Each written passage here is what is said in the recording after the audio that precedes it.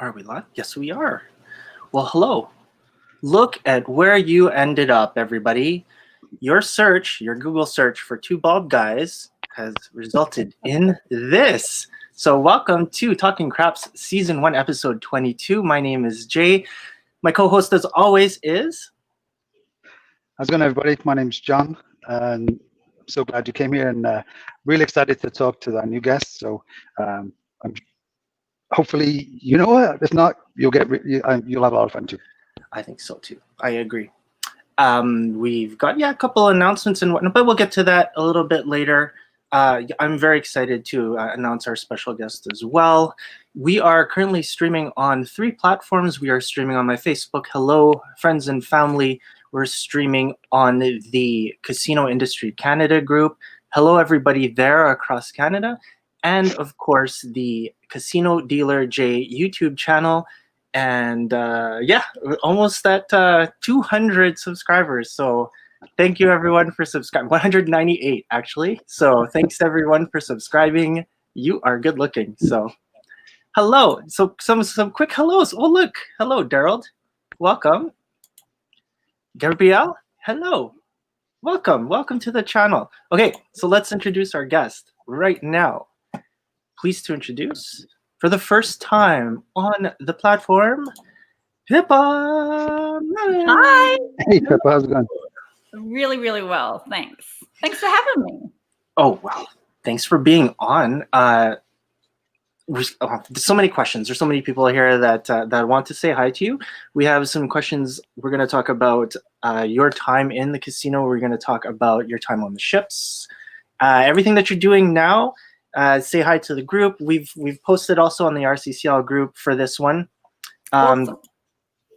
Okay, quick question. Where's Andrew? Andrew's my husband, and he's actually watching Star Wars with my kids. Just down the hall. So cool. Gabrielle? And Gabrielle is my best friend who I actually worked with on the Mercury. Ooh, no way. Yeah. I worked on the Mercury. Cool. All right. So for everyone that, I didn't have the opportunity to work with you. Jon, I don't know if you did, but. No, I think we were there at the same time, but we didn't work on the same ships. Yeah. So for everyone that is in Canada that's never got to work with you, had the opportunity, could you introduce yourself and tell us a little bit about how you spent your career, where you've been and what you've done and what you're doing now? Yep. So I'm Pippa, and Australian. I started in the casino industry when I was 18 in 1992. So did the maths. Anyway, then went and worked on cruise ships from about 96 to 2004. I met my husband on the ships, moved back to Australia. He luckily was Australian, so that wasn't an issue in regards to people with different nationalities and moving and stuff. Anyway, then got a job in the casino in Brisbane in surveillance and been working here ever since, but gotten recently back into the cruise life, took our kids back on the ships and sort of introduced them to it. They love it. And so now we take as many cruises as we can. However, because of COVID, it's sort of shut down a little. Well, yeah, that's amazing. Look at this. Already some comments here. Didn't everyone work on the Mercury? I never worked on the Mercury. I worked on some of the shittier small celebrity ships. I worked on the Horizon and Zenith. The Zenith. Yeah, I worked on that one. Those two. Yeah. I actually worked on one called the Meridian that later sank, but that was for a different company. That's so cool. Daryl says, I worked with Pippa maybe 4 contracts. Okay. Wow. So, what were some of the ships that you actually did work on that you remember? I can do them in order. So my first one was Song of America, then the Mercury, the Sovereign, the Splendor, the Viking Serenade, the Millennium, the Legend, the Grandeur, Majesty, Majesty, Monarch, or that's all of them in order. But they're like really old ships compared to now. Like the Voyager, which was groundbreaking when it came out in '99. But then, you've got the Oasis class, which is just huge. Amazing ships now. I worked on 4 of the ships that you worked on. So the Splendor and the Legend, the Majesty and the Monarch. The weird thing, when I worked on the my first contract, which was amazing, and I joined the Legend in Vancouver and did a contract there. Then my next contract was on the Splendor in Europe, and I had the same cabin and the same bunk. It was so surreal. I walked in, I'd wake up, and everything else had changed. Because it's a sister ship, everything about it was exactly the same. So I knew everywhere to go. And I was like, this is so weird. It's kind of trippy. No, I love it. I love it. A couple more. Oh, sorry, everyone. I am using a brand new, well, not new. This is my old PC, and I just got it back. But it's got it's an all-in-one, so I'm just doing this touchscreen stuff. So if it crashes, I'm really sorry. But Gabrielle says Ocean Time. Yeah. Daryl is listing out some. Boy, did this guy follow you around or what? Right? Yeah. Do you realize there's like laws against stalking people, Daryl? I mean, look. Just because you're on the ship doesn't mean you can't get arrested for stalking. I tell you, I miss the places, but I miss the people that I worked with for sure.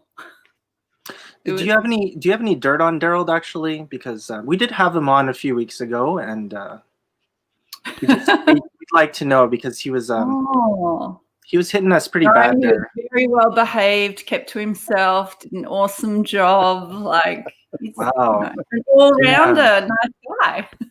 Well, he either has some dirt on you, or we're talking about the wrong Daryl. So yeah, either that or he was completely ghosting you. That's not Daryl, really. International waters. Everyone has dirt on me. Oh my god, that's so funny. Love it. All right, guys. We have Pippa here, so if you have any questions, make sure you say, just send them off in the comments. And well, all of you that are on, hello, come say hi. It's been a while. John wasn't on last week, so say hello to John as well. And hoping to get Mike in here pretty soon. I don't know what he's doing. He's probably sleeping. That's all he does. So some today. And we're going to be doing at 9 o'clock the giving away an Amazon gift card. So we're going to do our nice roulette battle at about 9 o'clock. So. And Pippa, the thing about this is because a lot of us who watch this now or are on this haven't been in casinos for a while. So Jay makes these bets, and there's this little video, and then we're all like, 35, 827, just like, because it's the first one the correct answer, and it's just like, oh my god, we're all so stupid now. I love it. It's a picture bet. Yeah, it's like 7 picture bets and an 8. So we have some photos to show, but we also have some questions. So John, did you want to start with a question? Because we have a few here. So a lot of this, I'll just go a step back a bit. A reason like that Jay kind of started this whole video thing and chats was because a lot of the people that he's worked with never got to work with myself and a lot of other people, and the idea was how can we reconnect some of the new dealers with some of the old dealers and kind of share this experience that to the new people. So in line with that, what would you say to somebody who wanted to go and work on cruise ships now, being somebody who's worked on them and somebody now who kind of arranges cruises? Yeah, I would definitely recommend it, especially if you're young, single. Even if you're not single, you can still go on with a partner. But it's just the experience that you get on board a ship is amazing. You're working with 50 different nationalities. The experience that you can get even on the ship in casinos, you can really hone in on your skills if you choose to. And you get paid to see the world. And like I said, the people you meet are just amazing. So I would highly recommend it. Saying that, I've found that you'll either love it or you'll hate it. You'll do one contract and not go back, or even not even finish a contract, or you'll stay there for years and years. Like, it's, for me, I loved the lifestyle. So yeah, That's cool. No, that's awesome. I think I I completely agree. It's a special type of people who can work on ships. Like, it's not for everybody. I mean, I remember when I joined the Legend, like me and, I don't know if you work with Dave Brooks. no. Me and Dave Brooks, anyway, he's still out there now 20 odd years later, and me and him joined from Bristol, and we joined there. And the first time we landed in Vancouver, our first cruise was Hawaii, like to like a repositioning cruise for Hawaii. And I shared with this other guy, and literally this guy did the 2 cruises around Hawaii, and he went, I'm going home now. And then he just got off and went home. So he was there for like, a 10 and 11 day cruise, and it's like, okay, see ya. And he went back to Liverpool. But yeah, so it's not for everybody. And because, yeah.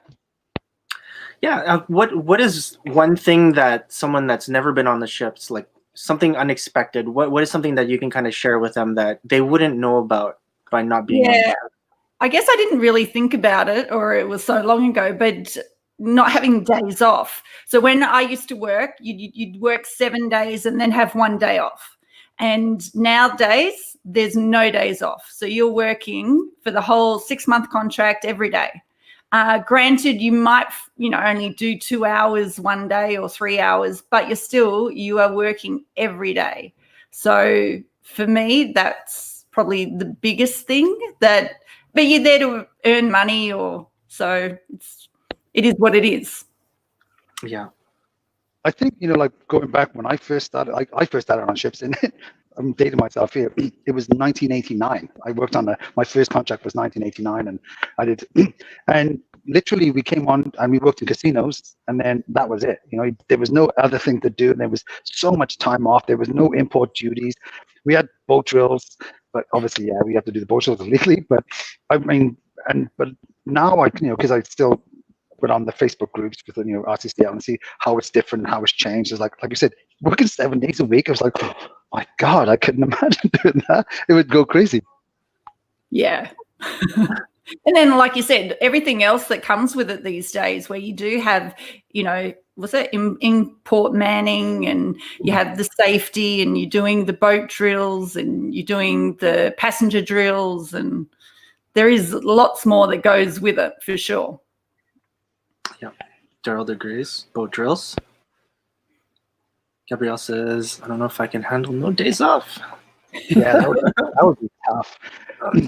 When I worked on the Zenith, it was a concession at the time. It was before Royal Caribbean bought it, and the casino company I worked in, the Greeks hated us, and the Greek officers hated us.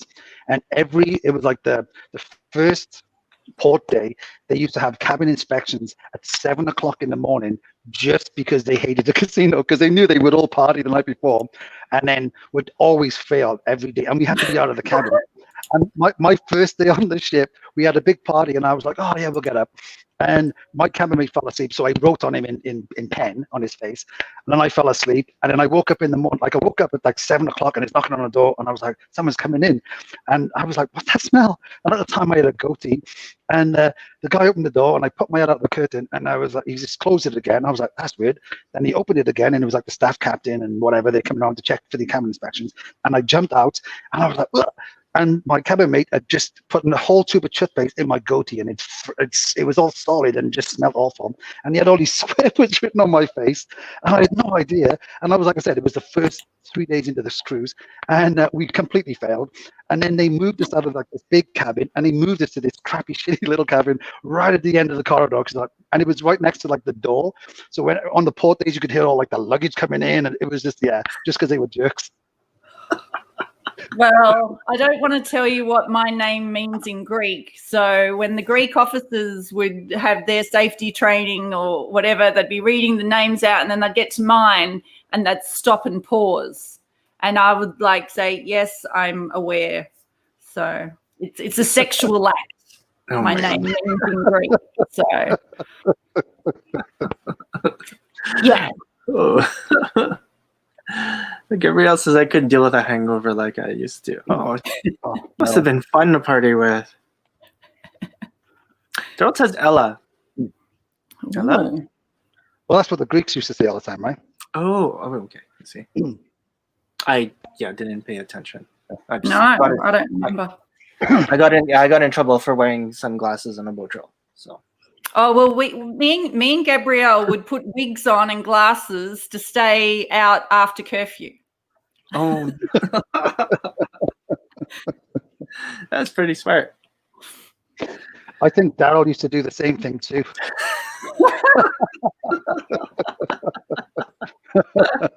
Oh, that just might be, but that's at home. So he just does. He keeps on doing it at home too. So old habits are hard to die. So my question is, what do you remember about your first? I always ask this for everyone that's kind of been on and they've worked on the ships. But what do you remember about your first week working on the ships? Oh, jet lag. Coming from Australia, I flew to LA. So was it San Pedro, and the first week I did about 4 or 5 training sessions where you had to be up at 9-10 o'clock and sort of 2-3 hour training sessions for safety, fire, stuff like that. So, and as well as working in the casino. So it was, and just being jet lagged and not getting much sleep and just full on. It's sort of totally fish out of water, new environment, you don't know anyone. So I enjoyed it. That is so cool. I mean, no, go ahead, John. No, I was going to say one of the things that I always kind of like found amazing was whatever ship I went on and different companies I work with is how welcoming, for the most part, the casino people were. I remember, like I said, Dave and I joined the first contract on the Legend going from Vancouver down to Hawaii. We knew nobody on board, just that. So, and the first night I was talking to this girl and we're like, oh, she said, oh, where are you from? And we, just getting to know each other in the crew bar afterwards. And she's like, oh, have you been to Hawaii before? I was like, no, I've never been. She goes, oh, do you have much money? I was like, no, I've got like $100 or something, $200, nothing much. She said, oh, here's $1,000. Pay me back when you got it. Enjoy Hawaii as much as you can because you might not come here again. I was like, what? She said, yeah, don't worry about it. You're not going anywhere. You're on the ship for 6 months. And then, I was like, what? Yeah, so she lent me $1,000 US and on the first night. And she said, don't worry about it. I know you'll pay me back. You're here for 6 months. And yeah, it was crazy. That's so amazing. Yeah, it was, her name was Tina Jones. So yeah, it was a really cool thing to do. Like I said, it was like the first night, I think it was, that she said that. And I was like, man, this is awesome. I'm going to love this. And then I partied like crazy. But it was so much. So I had a guy that I used to work with in Perth. So I started in Burswood in Perth, and his brother just happened to be getting on the ship in Singapore. So I stayed on the ship, and we had overnight, but I stayed on there waiting for the new hires or new peeps to get on board. And when he got on board, it was sort of like, oh, Martin, finally, you're here. Like, I've been waiting all day for you. Put your bags down. I'm going to take you out. And so we went to dinner and clubs, and it was like we were old friends. And so it's that instant common camaraderie that you have with these people on the ships, and especially after, doing 6-month contracts with people, and they're just awesome. Yeah, I always used to like you remember going into like the casinos are like creatures, people in casinos, I think creatures of habit. Like you'd walk into the mess and it was like the closest table to the door was like the casino people used to sit in there just because like, okay, you got to go in, eat really quickly and smoke and whatever, and then go back to work. And I don't know, we always used to do, and same as like the casino bar. I don't know, it's after a while, you just become really kind of close with these people. Because I mean, back then, I remember there was no really internet, and you'd only phone home with like cards on the when you got the port, and the letters. I don't miss phone cards at all. I know. Hated it. Well, what was that place in San Juan? I know Daryl knows it. It was like Oscars or something. There was like that kind of like you go in Old San Juan, and it was kind of like an internet cafe thing, and everyone would go there, and it was, it was just like crappy dial-up, and it's just like He was just trying to get your emails and stuff like that. It was It was like, yeah, it was $1 an hour. it's like you have to pay. But yeah, like if they had Facebook when I was working on the ships, it would have been a whole different story. Oh yeah, yeah. Thank God we didn't, eh? Well, true. But I could have had so much more memories and photos and upload stuff. But I do agree that, you might have gotten fired for some of the stuff that you might have uploaded or what you did. But anyway. But I think now we have like plausible deniability about like we can all talk about things we did, but like no, we didn't, and because we're like, yeah, you did. I was there, John. You know what I mean? Like, okay, well, there's no pictures that I know of. I have a lot of pictures. Yeah, so there's an RCCL group, and these pictures are starting to like surface, and I'm just like, wow, it's a lot of dirt that comes up, and it's like. But what I love is of the photos, it doesn't matter whether you knew the people, if you're on the ship or not, you know that, oh, I could have easily taken that photo, or why aren't I in that photo? Because they just look all the same. And I love it. Oh, yeah. Yeah, absolutely. I was emptying out a closet, my wife and I, the other day, and back in my wife and I got married in '98, and we bought like a camcorder at the time, and we took it on a ship. We're like, oh, let's just take it on a ship. It'd be kind of fun. And we found out some like cassettes. We found and it's on ships. It's like Rhapsody '97. We're like, oh my God, what is on that? Or like Europe. I'm like, oh. So yeah, so it'll be interesting. Like we have 10. I think Pippa, you did as well. I mean, I remember I found all these pictures. Like, oh man, let's just post on because it was so much fun. And like you said, we were all doing exactly the same thing with all different people, so you could kind of interchange us. We're like, oh, I've done that. Everyone's done that. We've all done that. Yeah. And Kelly was in all of the photos. You gotta make sure we tag him in this. Yeah, that would be awesome. A couple comments here. Daryl says, Google to the rescue. Lover of horses meaning lover of horses? That's what my name means, yes. Ah. But for a slang word in Greek means something else. Okay. Yeah, I was like, ooh. Oh no. Okay. Can someone explain? That's like an international standard. I can't remember. Okay. I'm really liking this touchscreen thing. It's pretty cool. Anyways, you forgot to say Crown Dynasty. I love how all the crew pics look the same. Yeah, you guys were just saying that. I remember when I first came off the Legend. Remember those? We used to get those films. Like it was kind of like a little cartridge. You drop in your camera and you could take a picture and you take it out and then you just take a thing. I think I had about 15 when I first came home, and I was like, oh, I'll just develop them when I get home. So I took them home, and I got them all developed, and I had no idea what was on these pictures. And I took them home, and my mum was all excited, back in Wales. She said, oh, let me see where you've been. And we went through them together. So literally there was like 500 pictures. And she's like, why is there 400 pictures of you in the bar? And it was the crew bar on the Legend. And I was like, yeah, there's a lot of them, yeah. And the only way I could tell it was a different day is because I had different clothes on. But it was all the same people. That is so true. It's the same. My auntie said the same thing. And I think it depended on what contract I did. So I did, I think, a year and a half out of Miami, 3 and 4 day cruises to the Bahamas. And all of those photos, the majority is just me in the bar kind of thing with my friends. Whereas then when I went to Europe, there was some scenery photos, But again, I wish that, in today with digital cameras, because I spent so much money on developing film and, Oh, yeah. Gerald says Mike was also in all the photos. Mike Stark. No. Or another Mike. Yeah, Mikey. Oh, okay. I can't remember his last name. So Daryl said, guy. okay. And Daryl said this is the safety course when you got on the ship. Oh, so that's what he's talking about. Useless course on managing an incident. Okay. Well, actually, so I met my husband on the ships, like I said, who was from Brisbane, and I found he did on the Millennium. It was like training in management of people or something. It was just like, wow, you actually have an official documentation that you can manage people. Like, they just make it up.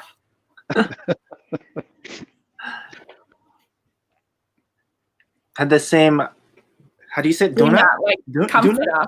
Oh, okay, Yeah. Duna. In different contracts. That is true. And actually, Gab, I still have it. Andrew uses it for work. That is true. I would take the same like bedding with me to different ships. Oh, that's awesome.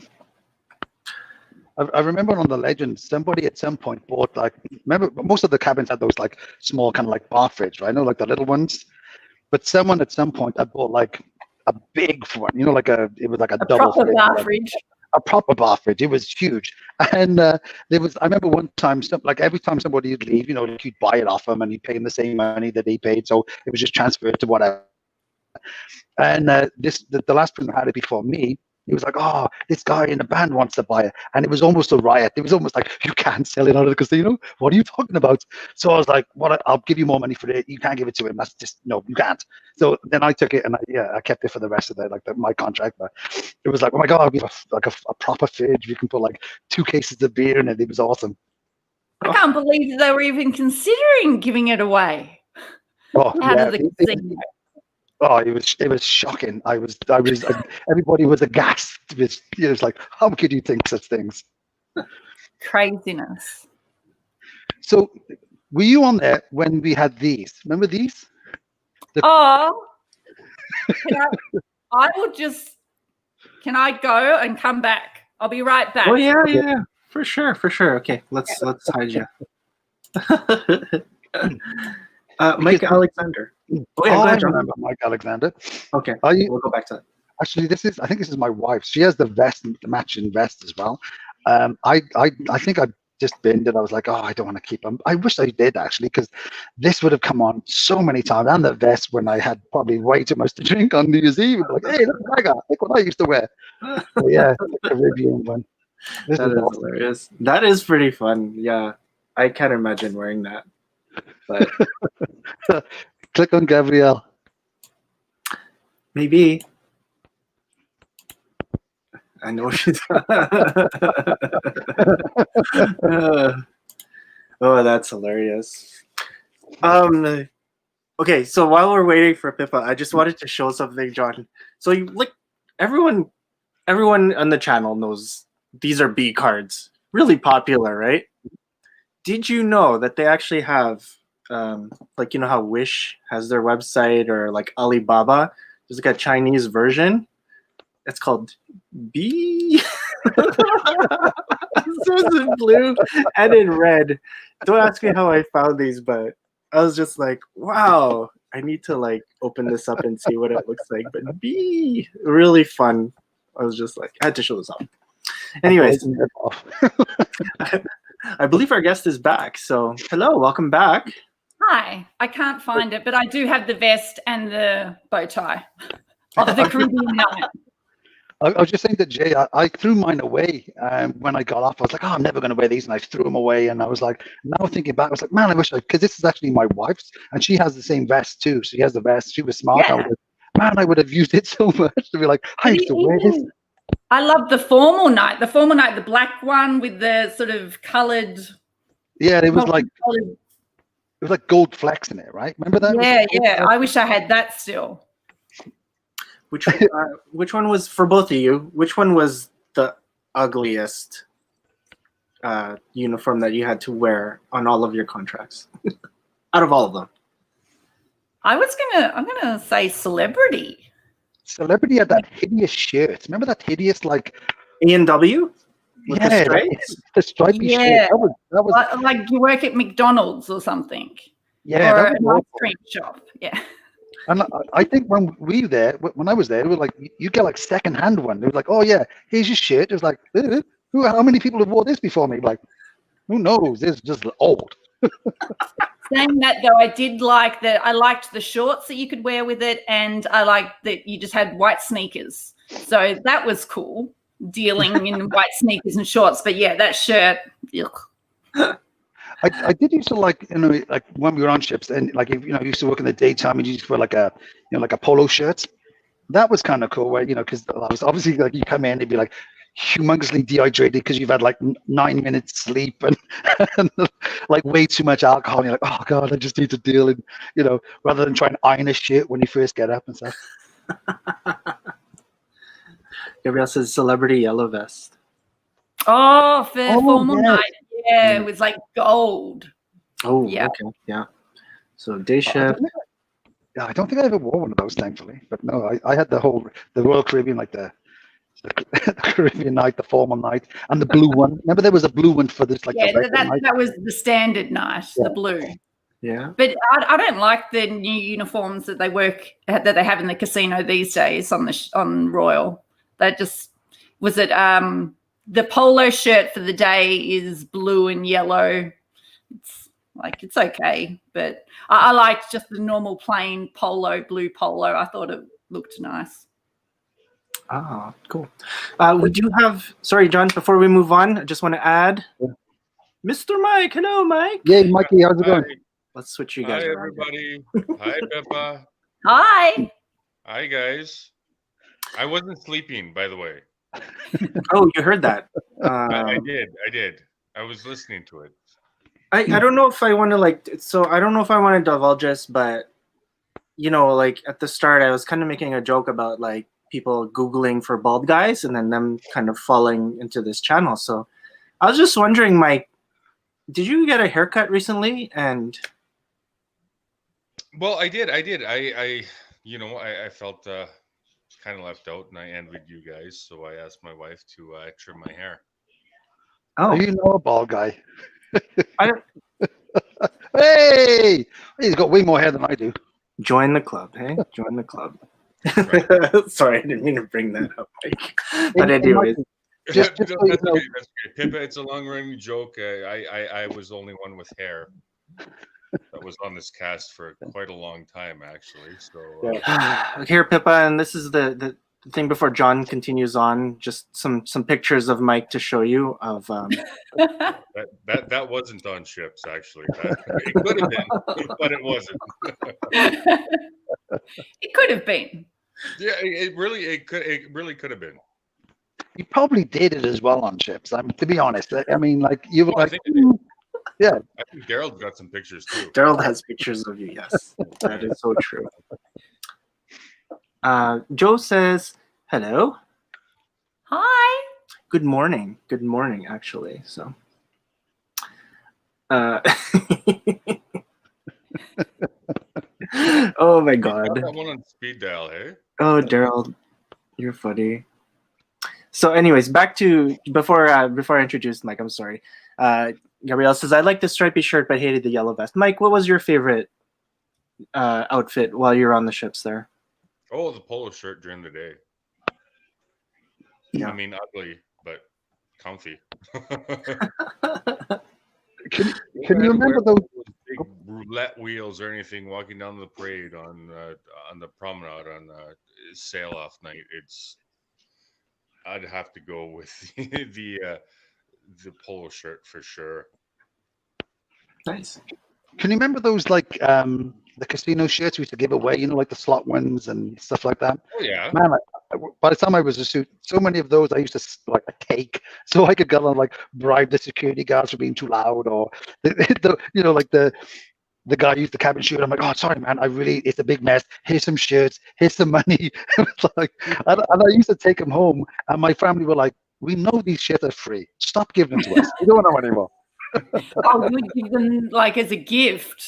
Yeah, because I'd be like, oh man, I should. Like, they'll forget, and they'd be like, oh, they won't know. And then they just after like one cruise, they're like, we know exactly what you're doing, John. Stop it. Seriously, I think it still has some of those shirts, like the what is it, the Rock Nights or Rock of Ages Nights or something. The black shirts. I think I still have a couple of those. That's cool. I don't think they Yeah. I have a lot of uniforms from other departments. So I have like a dancer's uniform. I have backstage the black shirt with the red emblem. I have engineers like white overalls. What? You sound like a shoplifter. I like them all. I have something that's weirder than that. We still have, on our last contract, we had all this stuff, and we didn't want to carry it home. So we're like, you know what? How about we just mail it home? So we're like, okay. So then we would wrap it up and put it in boxes. And some of it was fragile. So we're like, oh, we'll wrap it up in those. Remember those like peach towels we used to have? So Yeah. I'd wrap them up in all these Royal Caribbean towels and just mail it home every pub. Like, oh yeah, we'll mail it home. So even now, like 20 years later, they're kind of raggedy, a lot of them, but I still got like Royal Caribbean towels and all, celebrity towels that we just kind of like, just wrap shit up with that and pay for it. So I don't quite have, uniforms so I can role play, but I have towels if I wanted to be like, a pool attendant and just roll them up. Oh wow, that is funny. Yeah, you okay? I was going to say I have my I-95 Ooh, from wow. my first ship, Holy cow! and I have Andrew's, my husband's ID. So cool. Wow. Yeah, I don't know why I don't have my ID though, because I like memorabilia like that. Oh, I love memorabilia too, actually. So, yeah, I love seeing stuff like that. It's so cool. Do you remember when we used to be able to like take a crew card from ship to ship? That was back then, I suppose. But I remember, just so I could remember the number, I was like, "Oh, just give him this," and I just would quote the number. And I think I remember my first contract. I never picked up my salary the entire 6 months. It was literally like, "Okay, here's your pay, John, and here's your barbell, and you owe us $300." I was like, "Oh, okay." Oh my goodness! I think I did that for 3.5 years, actually. So Gerald has his plaque tick. Okay, somebody needs to stop drinking. It's 8:39. Your ID card from almost every ship. That's cool that you keep them. Actually, I like that. Yeah, I have three of them, but again, they're the old ones where they were like just laminated and stuff like that. Where now it's it's a proper digital ID. It looks cooler than they did back in the day. Oh yeah, we used to have like those. It looked like a laminated bus pass, like with a stupid picture in the corner. Yeah. I remember one of mine. It broke, and I ended up going into the sea with it, drunk one time. So the water got in and kind of ate it all away. So all that was left was like the little picture and some kind of like dissolved paper. And I'd be like, "Oh, this is my card." I was like, "Okay, just go on." Well, we were for the millennium. We were in San Francisco, Viking Serenade, and the Rhapsody was in. And so we went over to the Rhapsody, gave them our crew ID, could go on. And because none of the crew knew us, it was like we were passengers. And because it was the millennium, there were free drinks flowing, and it was awesome. That was my favorite week. Whenever I went on new ships, that was my favorite week, was the first week, because I would just break all the rules and plead complete ignorance that, oh, I'm new, I don't know anything about this. And then after a while, he'd be like, yes, you do. How long you worked on ships? I was like, 6 years. Love it. Gabrielle says, always a lot of waiting to pay. Will it cover the barbell? It's all right. Use mine. 2 or 3 months of contract, paid $10 for new one. The way I had one. Oh, I found mine. Here, look.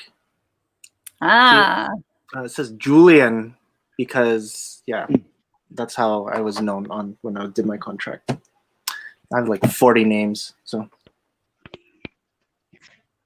Well, mine used to say like John Wales. Remember, you used to say your name, where you were from, and the Americans would always be like, "Is that fish?" And I was like, "Oh, seriously? Oh, you like so often? I heard that." He was like, "Okay, you're not funny." But the worst one, like when I first worked on ships was like in 1989. They used to say our first name, and they would say like what you did. So if you'd be like, Pippa, casino, whatever. But ours actually said croupier. So all of them in the casino said like John Croupier, Pippa Croupier. And you take someone off a deal and you go, are you related? No. Well, why did you have the same name? It's not my name. It's what we do. We're like, oh. And this one ship as well. It was a fun ship. every kind of like, we had a sea day once a week, and they used to have this kind of scavenger hunt in the day, and always one of the things they had to get was a casino dealer. And then, they scavenged on the ship, and the last thing they'd be like, okay, you gotta get a casino dealer. And the casino was right next to like the usually is like the arena, whatever, that show place. And if you were on break that time, literally you would see them all running to you, and you're like, oh fuck, I know what this is. And you're like, I'm not getting dragged up on stage again. And then you just try and run away from all these crazy drunk Americans. No, that's what I did. So out of Miami, 3 and 4 day cruises, embarkation day, I volunteered to go up on stage and talk about the casino, and then I was always first out. So I did that every time. Loved it. All right, That's I remember how, that. if you don't get a day off, you get that. They used to, I think when I was on doing New York, Bermuda, we had the same thing there. It was like an embarkation, and this one, I think it was Australian as well, actually. He used to be like, I'll do it all the time. And we used to bet him that, like when he went up there and talked and whatever about the casino, just random things he had to throw into this conversation. And be like, okay, I'll buy you 3 beers, but you have to throw in any just random stuff. Like, oh, say this time. And then you go, and he was crazy. He'd be like, yeah, okay. And he'd be over like, yeah. And he'd go and say it was so much fun. Yeah. No, I did that too. Loved it. Okay, Mike, did you have a question? For So I never did work with you, although we were on the cruise at approximately the same time. But what was your favorite port? Favorite port? Oh, Key West, New York, Hamilton, Cozumel, so many. It's hard, right? Like, I mean, that's a hard question to answer. So what was your favorite port to party in? Oh, that's a good one. Again, like Key West. It's just the Val Street, the bars. But then you've got Cozumel, and you've got, what is it, Senior Frogs, and Palace and Charlie's. And it's funny now because I do a lot of cruising, and people will ask me about my favorite ports and stuff, but it's so different because of coming from working on the ships and, going to these places like the Bahamas, every Tuesday and Saturday for a year I went there. So it's a very different relationship to someone who just goes on a cruise once a year and goes to the Bahamas. It's much more magical, whereas, we just go straight to the crew places, whether that be the supermarket, the English pub and stuff like that. So it is different when you talk about favorite places and stuff. It is. So a little more, maybe a personal question, but what port do you think you could see yourself actually living in? Like a port, a city that you visited on a ship, where you'd like to say, I could relocate there. I could live there. Like Grand Cayman's beautiful. Where's that? Grand Cayman. Oh yeah. And then anywhere in the Caribbean. But I remember, so my first contract with Royal was on the Song of America. Started off in LA, did through the Panama Canal, and did the New York to Bermuda. So my first contract, we had like 3 days off every week. It was like just so good. And now I've forgotten my point. What were you asking about? Could you live in a port? Yeah, a port city you could live in.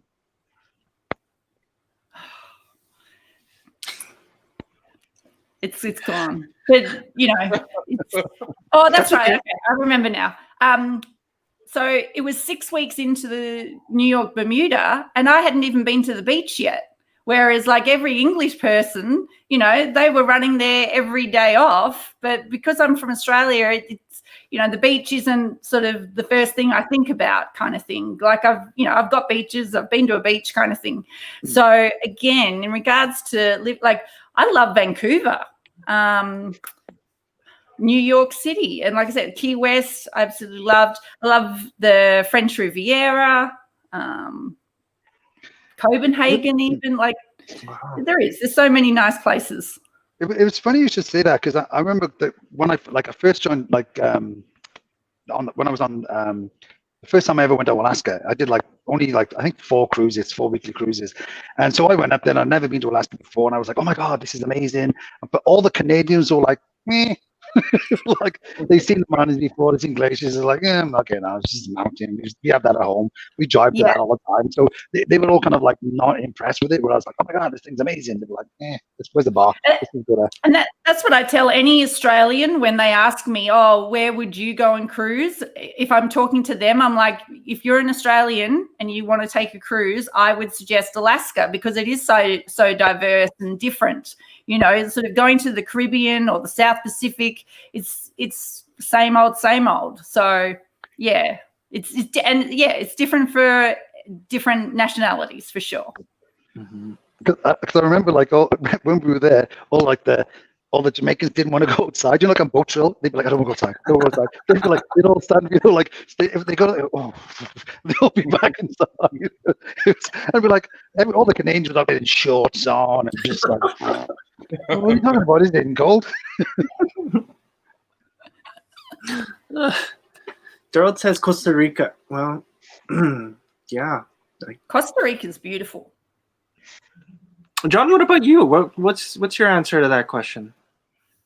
My wife and I purposely chose our last run, because we're going to do this is our last contract. We don't want to work too hard. We don't care about the money. So our last contract was actually New York, Bermuda, just solely so we could have 3.5 days off a week, whatever it was, in Bermuda. And Bermuda is beautiful, and I've been there a few times. So Bermuda, I love Bermuda. It's expensive, but the place is beautiful. Mm-hmm. And weirdly enough, I remember I bought a Canadian Edmonton Oilers shirt, and so a hockey shirt. That one then. And I was walking just downtown in Hamilton, and this guy, just a complete stranger, ran across the road, and I was like, "What's going on here?" And he's like, "Oh my God, that's my home team!" And he was Canadian. He thought he'd met another Canadian, and then I started speaking. He's like, "Why are you wearing that?" And I was like, "Oh, my wife's from it. This is where she's from. I'm from Edmonton, blah blah blah blah." But yeah, apparently there's tons of Canadians there too. So I think Bermuda would be a kind of a cool place to live, and I liked all the pink sand and stuff like that. Yeah, I agree with you. Back then, it probably had the worst kind of fast food. Remember, there was a Kentucky Fried Chicken there that was like the slowest place on earth. It was like the only fast food place that was just lying being called a fast food place, because you just leave there for 45 minutes to try and get a bucket of chicken.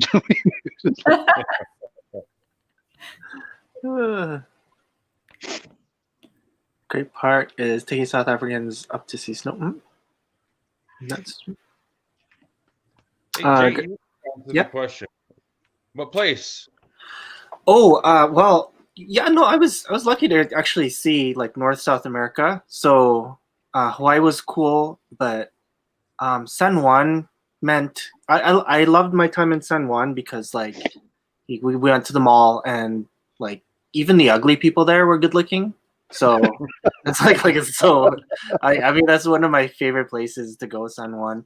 But even in South America, I was surprised, because Ushuaia had I don't know, we kind of walked around there, and we checked out a couple casinos, and I bought a suit there, and it was really cool. For me, Mike, I know you'll relate because you've been there, but it's going to Jasper. That's exactly what it felt like when I went to Ushuaia. I was like, wow, there's mountains, and it just seems like home. So then you go to Brazil, and it's ugh. Ugh, it's kind of scary. And yeah, when people are following you around and stuff, it's yeah, okay, I just want to go back to the ship. So, but yeah, there were some really cool places in South America. But I mean, where do I want to die? Probably Hawaii. That's kind of where I want my ashes kind of spread. I loved it there. The sea days were crap, but once you got there, it was whoo, so much fun. Maui brews, Government, you can go there. Yeah.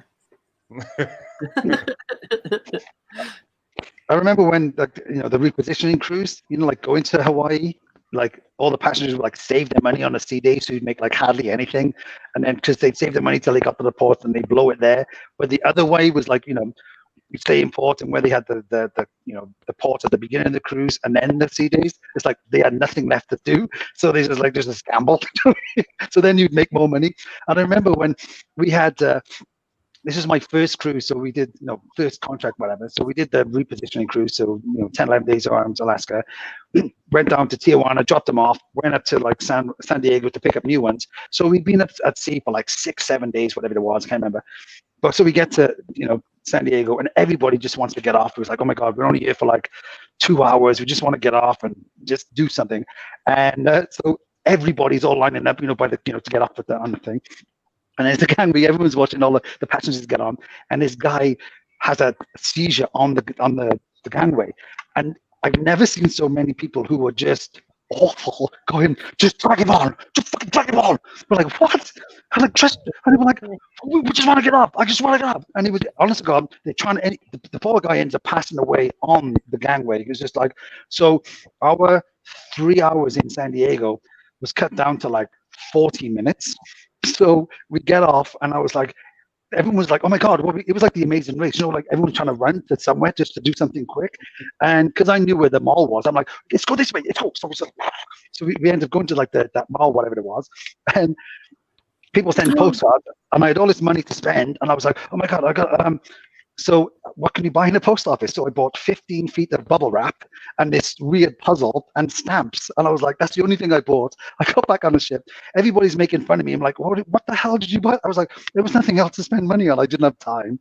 So, of course, we have a party after work in a cabin. There's a big party and everything else. And all of a sudden, everybody's just there like with this 15 feet of bubble wrap. It was just crazy. Like, actually, this was a good thing to buy, John. And it was like people when we walked past, it was like just like this knitting circle where everyone's sitting there popping like 15 people. Come on in. Yeah, come on in. This thing is awesome. Bop, bop, bop, bop. Oh my God. Quarter of popping, but Very therapeutic. yeah. That was one of the. Sorry. But Carol says, "Speak up, Mike." He's just soft-spoken. He's Oh, really sorry. Am I quiet? so soft-spoken. Am I being quiet? I'm doing this on my phone because my computer mic is not working as well. So Your computer, Mike, or is it just Mike? yeah, Mike. both. That's cool.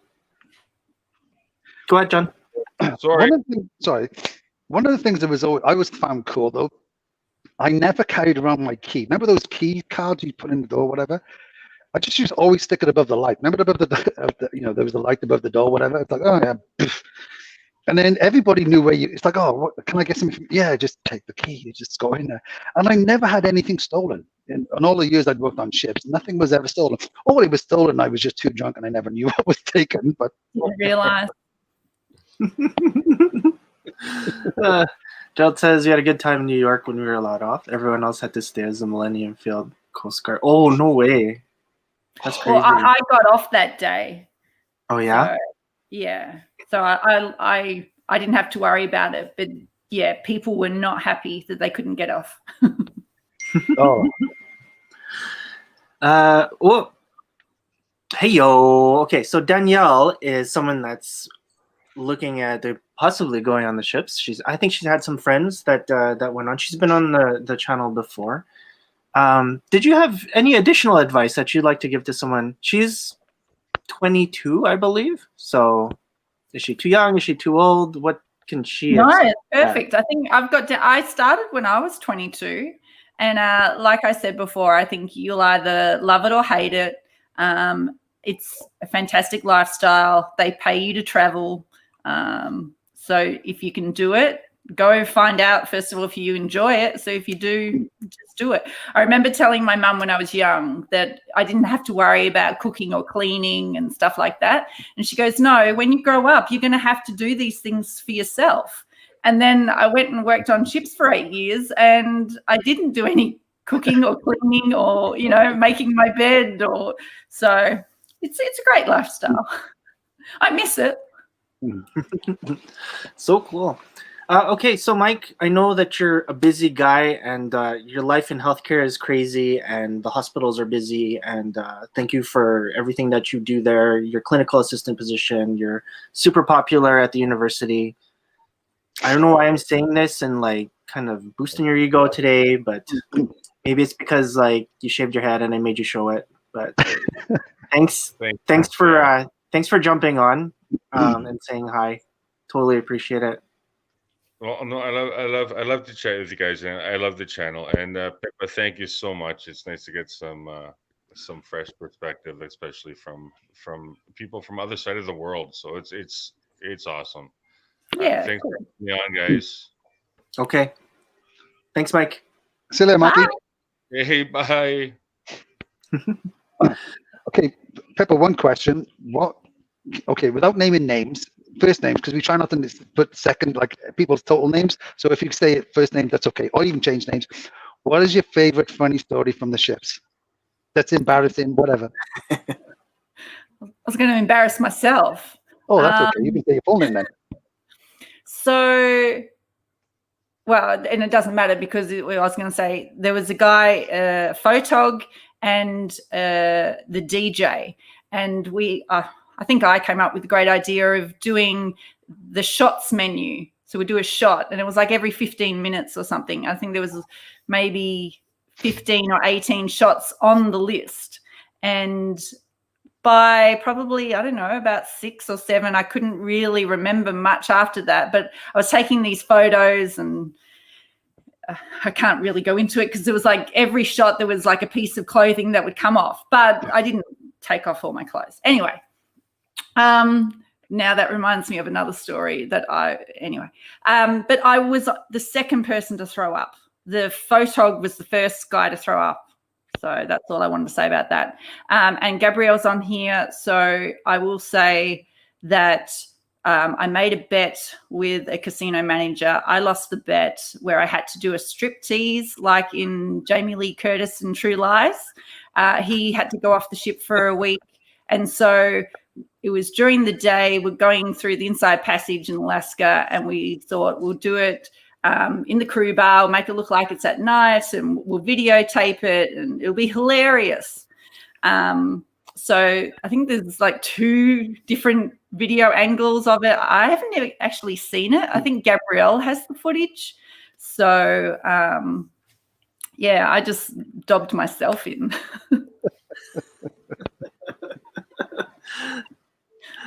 That's pretty cool. Gabrielle says Pippa and I came back to our cabin one day. Everything had been turned upside down. Is that true? That is true. So, do you guys know Gareth Palmer? No. Yeah, I think I know. I think I remember the name. Yeah, so Gareth and his cabin mate had come in, and I think they turned all our bottles upside down, our TV, our tissue box, like everything was just upside down, being from Australia and all. That was cool. That's pretty cool. Gerald says line up a replacement kidney. Well, I don't know what year it was where they like the ships went dry, like the crew couldn't drink anymore.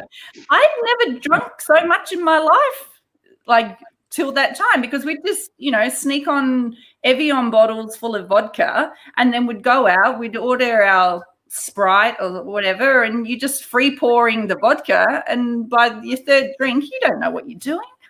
I was on the Majesty when they brought that out, and they brought on this low alcohol, like Lingen Blonde, I think it was called. It was just this awful beer. It was like 0.2%. It was just like nobody drank. It was like, why would you want to drink that? And the F&B manager was like, okay, you can't have beer, but you can have anything else. We're like, what? So we were like, okay, we just stopped drinking beer. We was like, okay, now you're just drinking shots, regular drinks, whatever, but just no beer. Nobody drank beer. It was like, but we couldn't bring it on. It was the strangest thing. But the company must have lost so much money, for the fact that the crew couldn't drink anymore. So it was like our bar bills. That was probably the only time your bar bill was low, because you couldn't buy up. Yeah, it was just weird. That was one of the first things I think that when I first came on, like the first time I went on shifts, was like, the big adjustment was like, oh, you can drink alcohol while you're working. Everyone's like, yeah, just drink. No, we're like, what? Yeah, and I remember there was a manager, Mark Armstrong, and I remember he was kind of like, I heard about him. He's like, oh, someone's like, oh, he's pretty tough. I was like, okay, well, and I went on it my first night, and he's like, oh, let's go for the drink, and it was literally like, 5 o'clock, whatever, and I was like, oh, I'll have a pop, whatever it was. He's like, no, I'll have a beer. I was like, okay. He goes, yeah, you can drink as much as you want. If you get drunk, I'm gonna fire you. I was like, okay. Yeah, was it Jez? I think Jez said the same thing. It was like, look, I don't care if you're a raging alcoholic. You come to work drunk and you're gone, but if you can do your job, do whatever. Yeah, that was the big. It was like, oh, okay, and then it was always like, like when you got off in the day and you do all your thing and you party and you're like, okay, I gotta come back now. Somehow I have to look sober. Do you know what I mean? And then you try to go, okay, I'm in the shower for like an hour trying to sweat it all out. They come out and like, I was okay dealing craps. I couldn't deal anything else if I was drunk though. Like you spend like, oh yeah, I feel fine, and then you go on and like blackjack's all like that. Well, again, I'm going to dob myself in. So doing the repositioning on the Song of America, my mum had passed away in the January, and so it must have been around, say, May, and we were in St. Thomas for the day doing the repo, and my best friend Gabrielle was on the Nordic Empress, and she was in port as well. So she'd been doing that run for, I don't know, couple of months, and so she took me up to Paradise Point, and she bought me a bushwhacker, and then her friends came and then they bought us a bushwhacker, and then my friends came and they bought us a bushwhacker. And like I said, I was 22. I hadn't seen my best friend for a while. My mum had passed away, so we were talking, and I just had no idea that I was totally smashed. I was going to the bathroom going, gee, I feel hot. Like, I just thought it was a milkshake. So I think my boyfriend at the time helped me onto the ship. I went to sleep, and luckily my cabin mate, it was her day off. So she sort of gave me the day off and she went to work for me. But they tried to sort of, cover me up to the manager. And so the next day when I did go to work, and the manager's like, what happened last night? And I went, oh, look, I went to the doctor today, and apparently I've got something. So maybe it was that, And he goes, well, you not coming to work yesterday, was it because of that? And I went, oh, no. But I didn't, that's all I said. Like, he knew. And that was my first contract. It was Steve Bostock, and loved it. Like, he could have easily have fired me that day, and my life would be very, very different. But no, nice guy. Back then, to be honest, all those managers, they did all that shit way before we did it, right? I mean, it was like, oh, so they knew, and they were like, okay, look, I mean, I had managers come up to me and said, John, yeah, I know you're probably going to come and work drunk. Just try and fake it. As long as you hide it and you can kind of, you'll just go through the, don't worry about it. But if you look really bad, then I have to do something, and I don't want to do anything. Yeah. But it is. Another manager would say you can start drinking after, 12 midnight. Yeah. Definitely different. When I first worked on the Legend, like I said, it was the first contract I had with Royal Caribbean, and I still think I think I did 6 contracts, and I think it was the best contract I had, not just with Royal Caribbean, but with all the companies I work for. And on every day off that we had, back then we had days off, there would be like maybe 2 or 3 dealers, whatever, and they would buy, because the crew bar would close at 2, and like the casino would close, whatever. So we would buy, I think it was like 4 cases of beer, like it was like 5 or 6 bottles of wine, whatever it was, and we'd fill up. Remember those big plastic things you get in, like they used to put the food in the mess. They would get filled up with those, and it was for the people who'd finished work, and then they'd all come down. There was beer and stuff like that. So even if people weren't really drinking beer, they'd be like, "Oh, everyone would just buy it," and then so it was crazy. So it was like partying every night. That's probably why I had like 15 rolls of film in that bar. It's just because we just partied every time. That is so. And that's the other thing. Even though like we didn't work together, we have so many similar stories, and we can relate instantly. And that's why, like when I cruise now, first thing I do, I tell the crew, "Oh, I'm an ex-employee kind of thing, or ex-crew member," and it's just that instant. You know me. I got you. You know, I love it. Because I think, even like back when we used to work in it, people who were smart were like, okay, well, let's ask the people in the casino, the people who work there, where are the best places to go when you get off the ship, right? Because they were like, you do it so many times, they were like, oh, I don't want to go there, it's crazy, or maybe you want to go there. Sometimes it was annoying when you see, like, you go places, like, oh my God, there's all those crew people, there's all the passengers, and it's like, oh my God. We had one time, not for Royal Caribbean, I remember one time I was working for this other company, it was on the Zenith actually, and the ship was chartered by New Jersey police. So we had like, I don't know, 700-800 cops on it, and they were awful. They were horrendous people for the most part. They were always like just so drunk and so rude and so awful, and they wouldn't tip in. They were just a nightmare. And then we went to Cozumel. We had an overnight in Cozumel. So we went to Carlos and Charlie's and all the casinos. They get just getting hammered and going, oh, let's just make the most of it. Let's have some fun. And then all these cops come up and they're all like, oh my God, look, you guys are on the ship. And we're all like, yeah, we don't want to talk to you. And they're like, well, what do you mean? We're like, yeah, you're all jerks. None of you tip. You're all just rude. You're just assholes. So we don't want to talk to you. And then when I remember going back on the ship and, going to work, and this one guy come up to us and he's like, yeah, we kind of pricks, really. We should maybe just tip more. And then he actually would be there, like, playing, and be like, you guys need to tip these guys. They make no money. You need to tip them. So yeah, it was kind of fun. It's funny how you're a celebrity, when you're on land and a passenger sees you and they're like, oh, I don't recognize you out of uniform. It's like, yeah, you're a celebrity. I remember I'm like 5'7", I guess 5'8", whatever. And I remember one girl one time on a ship, she's like, you're not very tall. And I was like, she was kind of drunk, and she's like, you're not very tall. I said, actually, I'm 6'4", but I'm standing in a hole. And then she looked under the roulette table. And then when she came back up, I went, no, I'm not. And then I just couldn't stop laughing, and then she's embarrassed. And then when I got taken off, I told the New Zealand, I was like, oh my God, have a guess what she did. Oh, you guys. All right. Let's do the gift card. It's past 9. I think some people kind of dropped off, but Joe, are you still on? Joe, you are. You're always on. So let's do the giveaway. So if you guys need to take your washroom break, take it now.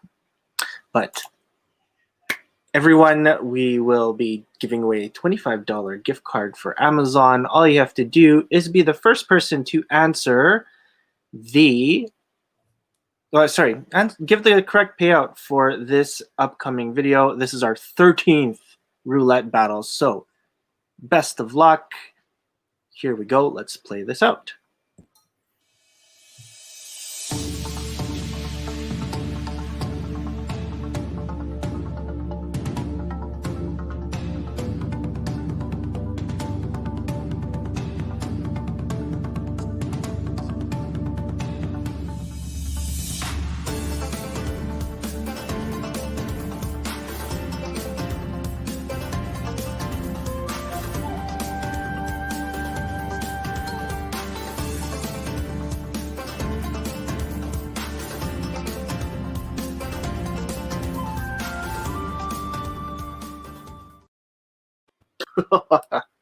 So trippy. Pippa, did you see it flash pink there? Yeah. Oh my God. Okay, so there's probably some issues with the video. That was a weird stream. First time. It's hilarious. The start was okay. We'll do a screenshot and then we'll kind of show it. I don't know if there's a lot of people that have jumped off, but we'll do it again in probably like half an hour if we don't get any replies, because that quality was just not very good. So, but if you saw it, like Daryl did, maybe you got it right, but you didn't. So, John, your audio, you're gonna have to jump off again. You just click it on. There you go. No, see, I'm just old and stupid. I had it on mute, and Pippa's like just mute. You click the mute. Yeah. That's hilarious. Yeah, something happened with my video, so I'm gonna have to do a screenshot. Look at this guy. Gabrielle's asking how long you're staying on here. Me? Yeah. I How don't long do you know. have? Okay, good. I don't know. No, yeah, go ahead, John. You can No, explain. usually we try and talk for we're like, oh, we'll just talk for an hour, but the hour just blows by. And to be honest, a lot of times we were like, oh, we try and talk for an hour, but they're like, because a lot of times we're catching up with like old friends and we're like, oh my God, what have you been doing? And things like that. It ends up being like 2 hours we're talking. It was like, okay, we need to stop now because, I'm tired. We need to go to bed or whatever. So usually we try and do it an hour, but it never lasts an hour. It just seems to fly by because we're kind of reminiscing. And I think one of the big things that we have, like neither of us, Pippa, none of us, work together on shifts. We have this collective experience. It's like kind of like, even though we never worked together, we all know what it was like. And we're like, oh my God, yeah, we did this. And oh, I remember going there. Oh my God, it was fun. So even though it's kind of like a community, I think that's why a lot of these people come on here to see the talking about some of the stuff we did. And it's kind of like reminiscent of like, oh my God, remember when we were young and carefree and had no kids? Yes, please. Yeah, we usually have like an 8 o'clock and a 9 o'clock group now, so it's kind of weird because some people actually jump on at like this hour now, which is hilarious because that never happened before. And like I think the first time we were trying to do this, like Pippa, we were trying to do 30 minutes, and I think we kept going like 2 hours, 2 hours, Wow. 2 hours. So yeah, it's cool because we get a lot of people come on, and yeah, it's pretty crazy, but it's nice to actually have, because like our casinos are closed here, so it's kind of nice for people to kind of get together at a time like this when you can't really do it like face to face. So we always provide this open forum just for the group, and we have our Facebook group, which is the Casino Industry Canada group, and it's about 1,500 right now. We made it private after that. We don't want to have we didn't want it to just explode. We kind of want it controlled in a sense. So Yeah, I think just a lot of some casinos in Australia, I think, stayed open with restrictions. Some closed down, but I think the majority, they're all back up and running. Did they have like restrictions there, or like the capacity, or?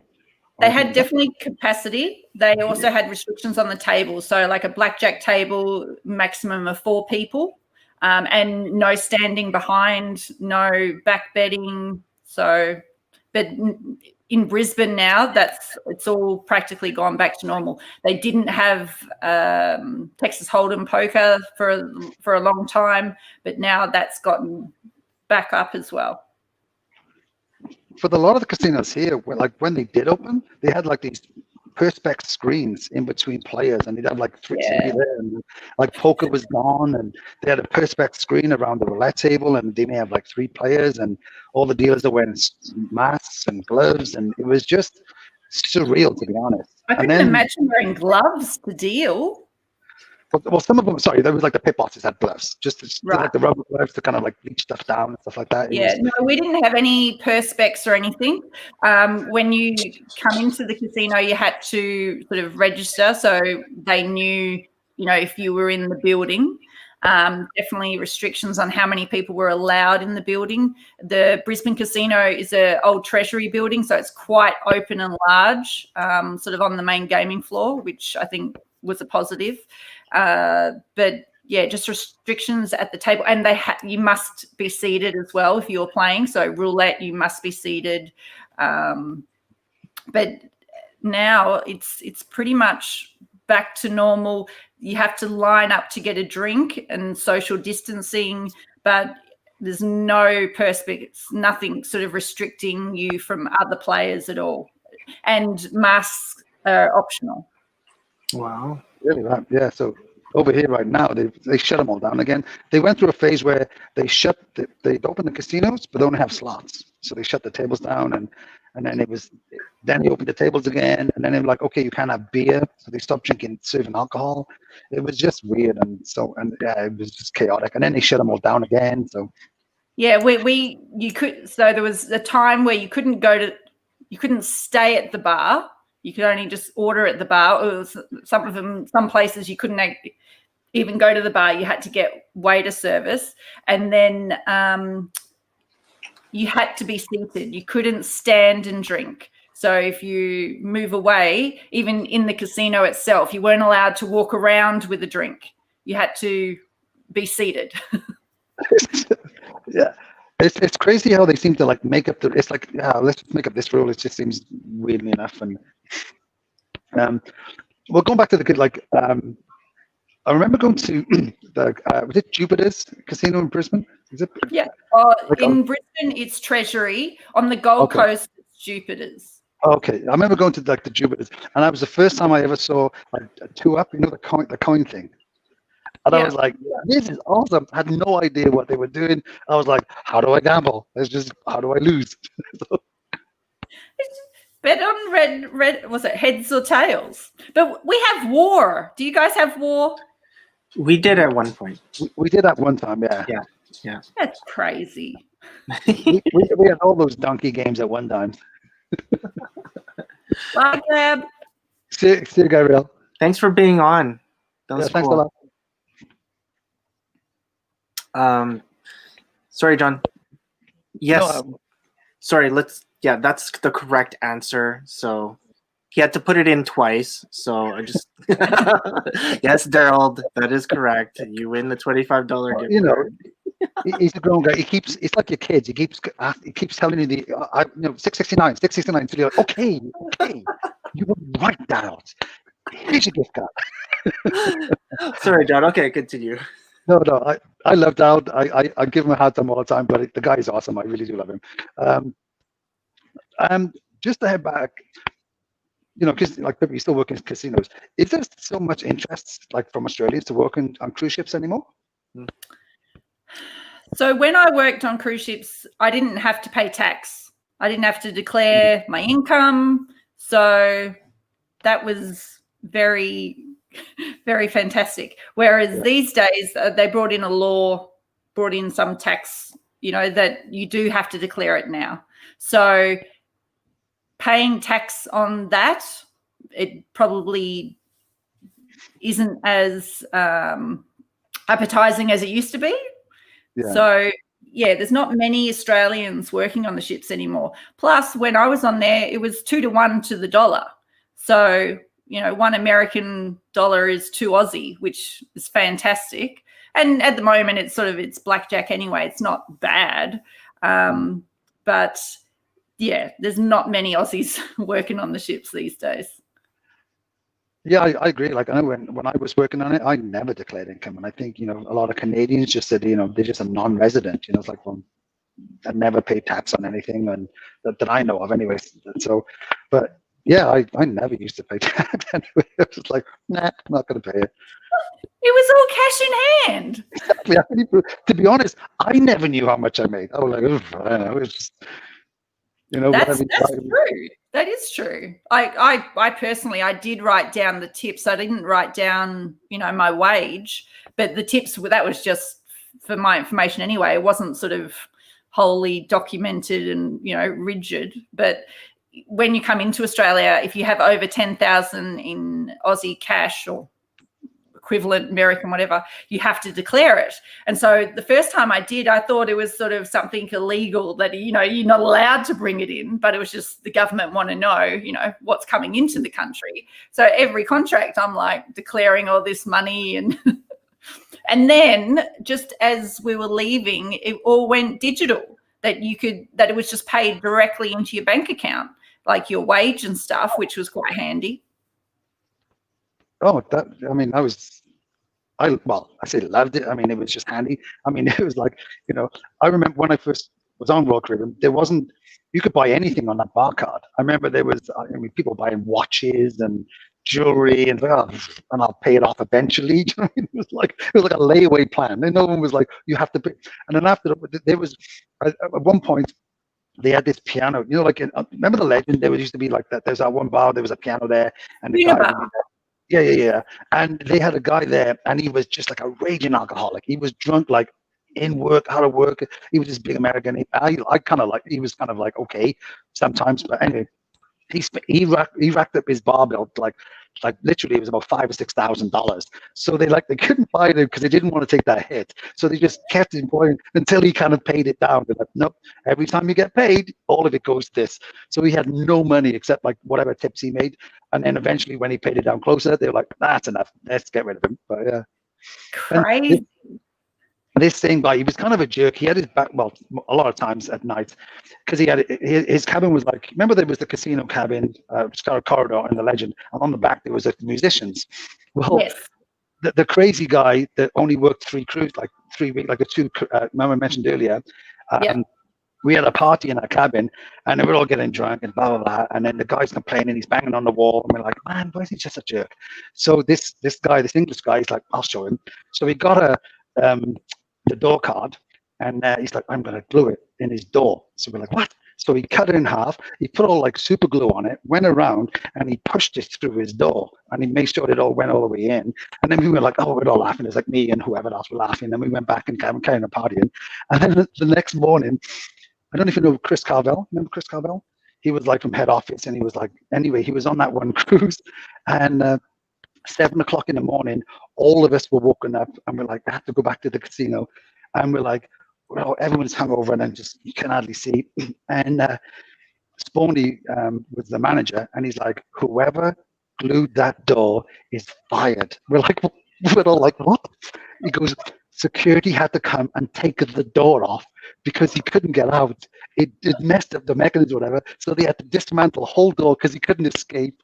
And then, so anyway, we'd all sit there like, oh, no idea. Everyone knew who it was. We were there partying. And so we're all like, oh, don't know who it was. Who could it be? It could have been anybody. And like, they tried to read the card, like, oh, we'll find out whose door it came from the card. But the glue had just eaten away at that black mark thing. So they're like, we can't figure that out. So we were like, nope, don't know who it is. So anyway, so after it all goes, Chris Carvel turns around. He's like, okay, it was like me and there was about 5 other guys. And we're like, okay, he's like, you guys have to stay behind. And we sat there, and Chris Carvel turned around, and he was like this old English guy. And he was like, you guys are the movers, shakers, and social slags of the casinos, but you need to work yourself. So we're like, oh, it was just funny. And then that night, the first call, it was the guy, Paul Keegan. I don't know if you were Paul Yes. Keegan. Yeah, I love Keegan. He was so funny. So we're on craps, and it was like the 4 lands, and he goes 4-4. Who glued the door? The table exploded. We were like, Spawny was sat box, and he was like, "That's not funny. That's not funny." We just couldn't deal. It was so funny. Oh, I think that was the best call I ever heard in all like 18 years in the grabs. It was so funny. love it, love it, love it. Sorry, just back to the wages. Daryl says we have to declare 30% for tips. Really? Ugh. So that, yeah, I think that changed like over the years, right? So, Another thing that they have now on the ships, there's no such thing as casino corridors. They've actually. Oh no. So they put in purposely, wait staff or laundry or, like every second cabin, spread it out so they don't have like corridor parties. Oh man, that would suck. But the crappy thing is that if you're working, like the reason why you'd have a casino corridor because you're all doing the same hours, so you're not going to interrupt each other, kind of thing. Whereas if you've got someone who gets, your neighbours getting up at 6 o'clock to go work, and they're loud in their cabin, and you've just come down and gone to sleep, like. But yeah, that's a big one. oh wow. I remember talking to like Dave Brooks, who's still out there, and he was saying like there's hardly ever like parties anymore, and hardly everyone goes to the crew bar anymore. So I think we were probably in like the glory days of in the ships way back when. It was like so much fun, and it's gradually not as fun anymore, I don't think. And Yeah. the people on it. The Legend was out of Brisbane in 2016, and I think it was all new hires, and I think they were all from China. And they didn't know any different, because that's when they were telling me about the different cabins and how they've spaced it out and everything. And if you don't know it, you're not going to miss it, kind of thing. And to be honest, that was a lot of like, I think, Jay and I spoke before about this, like why he wanted to do this kind of like this chat thing. It was like some of the experience that, the people that come on here to share, like, okay, well, this is what it was like, and this is what we used to do. And man, it was so much fun. And like, why, like it seems, I don't know what it's like now in Australia, but the dealers over here seem so robotic, and they don't even seem to like, it's just like mechanical, like they want to be there. And it's like, my God, even having fun, this seems terrible. Yeah, it's definitely, well, but is that just every generation? You know what I mean? It's like, oh, we were the best, or, yeah, we had the best times. Like, because, yeah, for me, the dealers at my casino, they're shocking. They don't, there's no pride, there's no, purpose. They're not putting in any effort. But that's just me. It's weird that, like, we spoke to lots of people, and it seems not just like here, like in Australia and in Canada, we spoke to Heather, and she's in Vegas, and she has the same kind of comments too.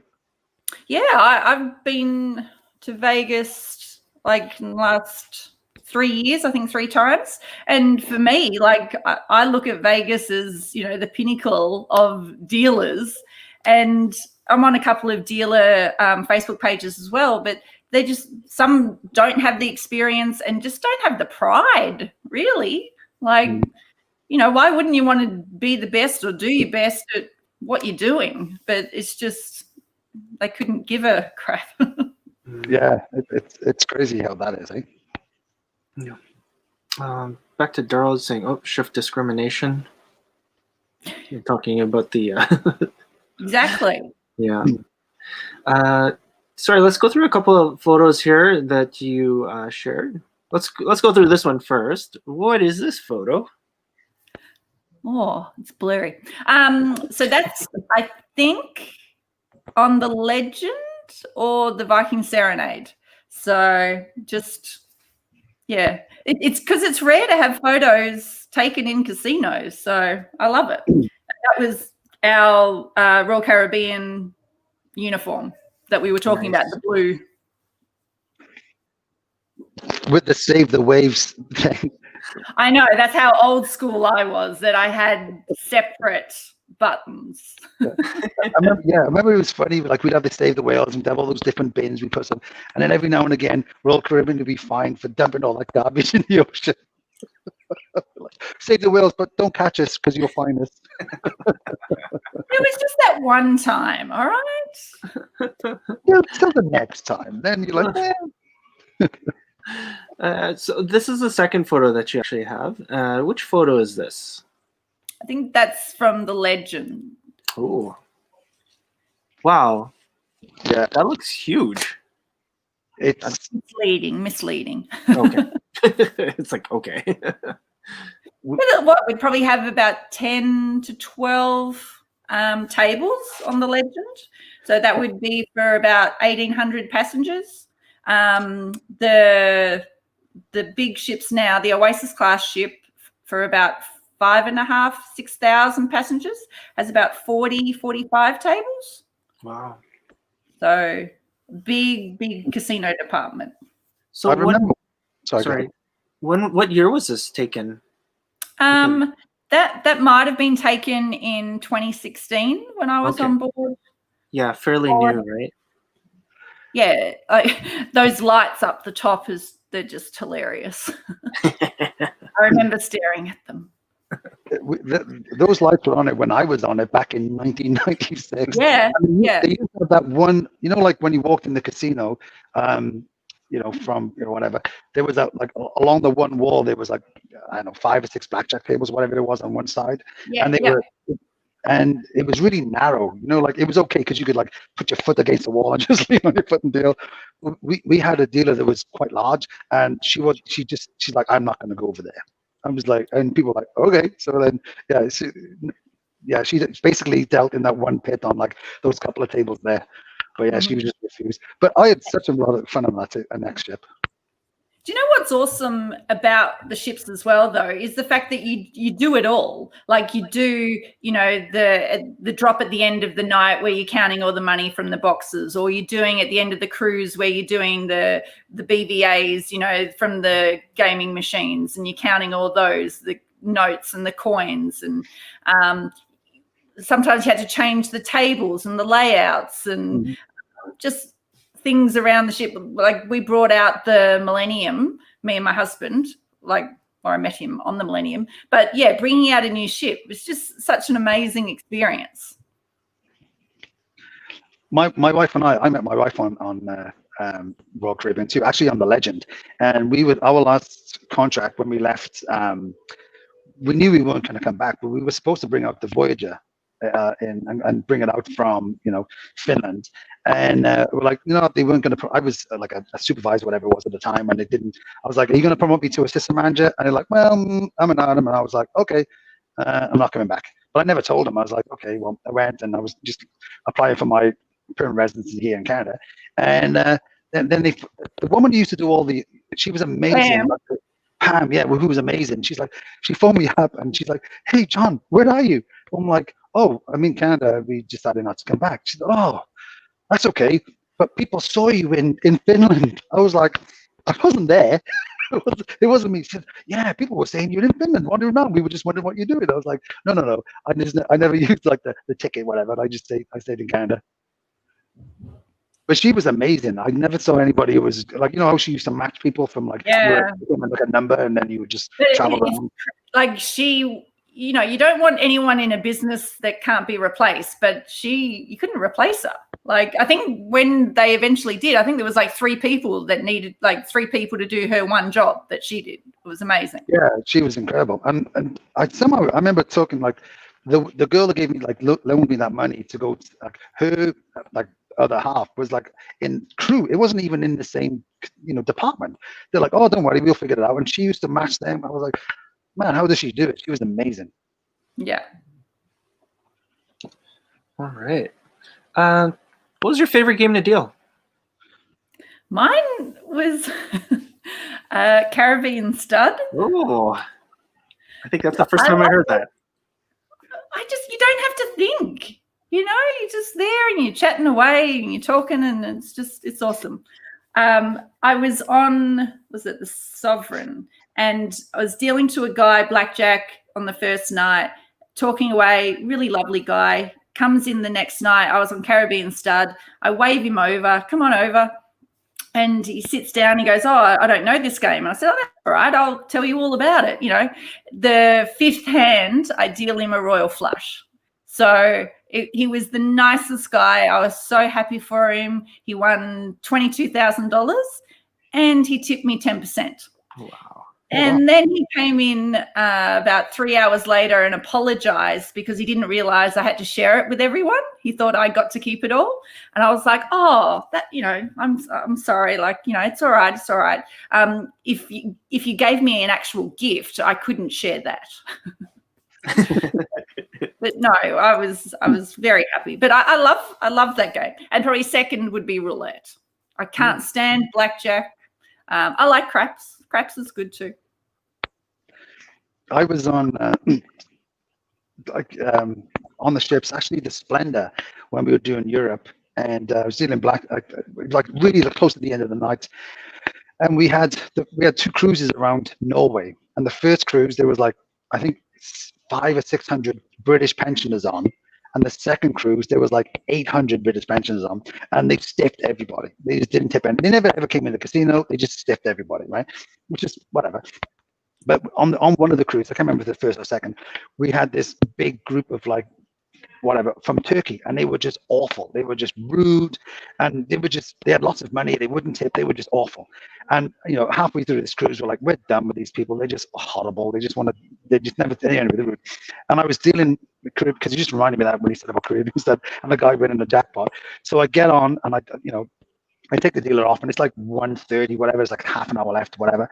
And the dealer's like, "Oh, you know, remember the little red light when you put your slot in, you know, for the coin?" He's like, "Oh, it's this guy here. It's always on, but he's not playing it. So I was like, okay. So I take him off and I tell the guy, I'm like, you're not playing this. He's like, just deal. And I was like, I just want to let you know you're not. He's just like, just deal. And I was like, man, this guy's an ass. So, and he would look at 4 cards and just hide the last one. Like, there's no skill in this, dude. It's just 5 cards. So anyway, so anyway, the first hand I dealt it. And so I didn't open, I had nothing. So I pay him $5 and I pay him $5 and he flips it over and he's got boof. And he's like, show me the last card. So he flips it over and it's a royal flush. And he's won $5. And his friend turns around, he's like, he's got the light on. You have to give him like the 20,000, whatever it was for the, the progressive. And I was like, he never played it. He didn't have his money. He didn't play it. So I called over the pit manager. It was Darren. I remember Darren. I can't remember his last name. I wouldn't say it. Anyway, he came over.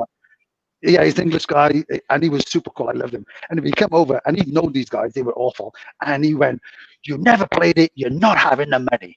And they were like, "What?" So it was all like, they just. So I just got the cards anyway.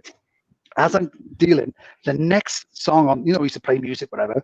The first line of this song was, "Who's sorry now?" It was like, "Who's sorry now?" And I just lost it.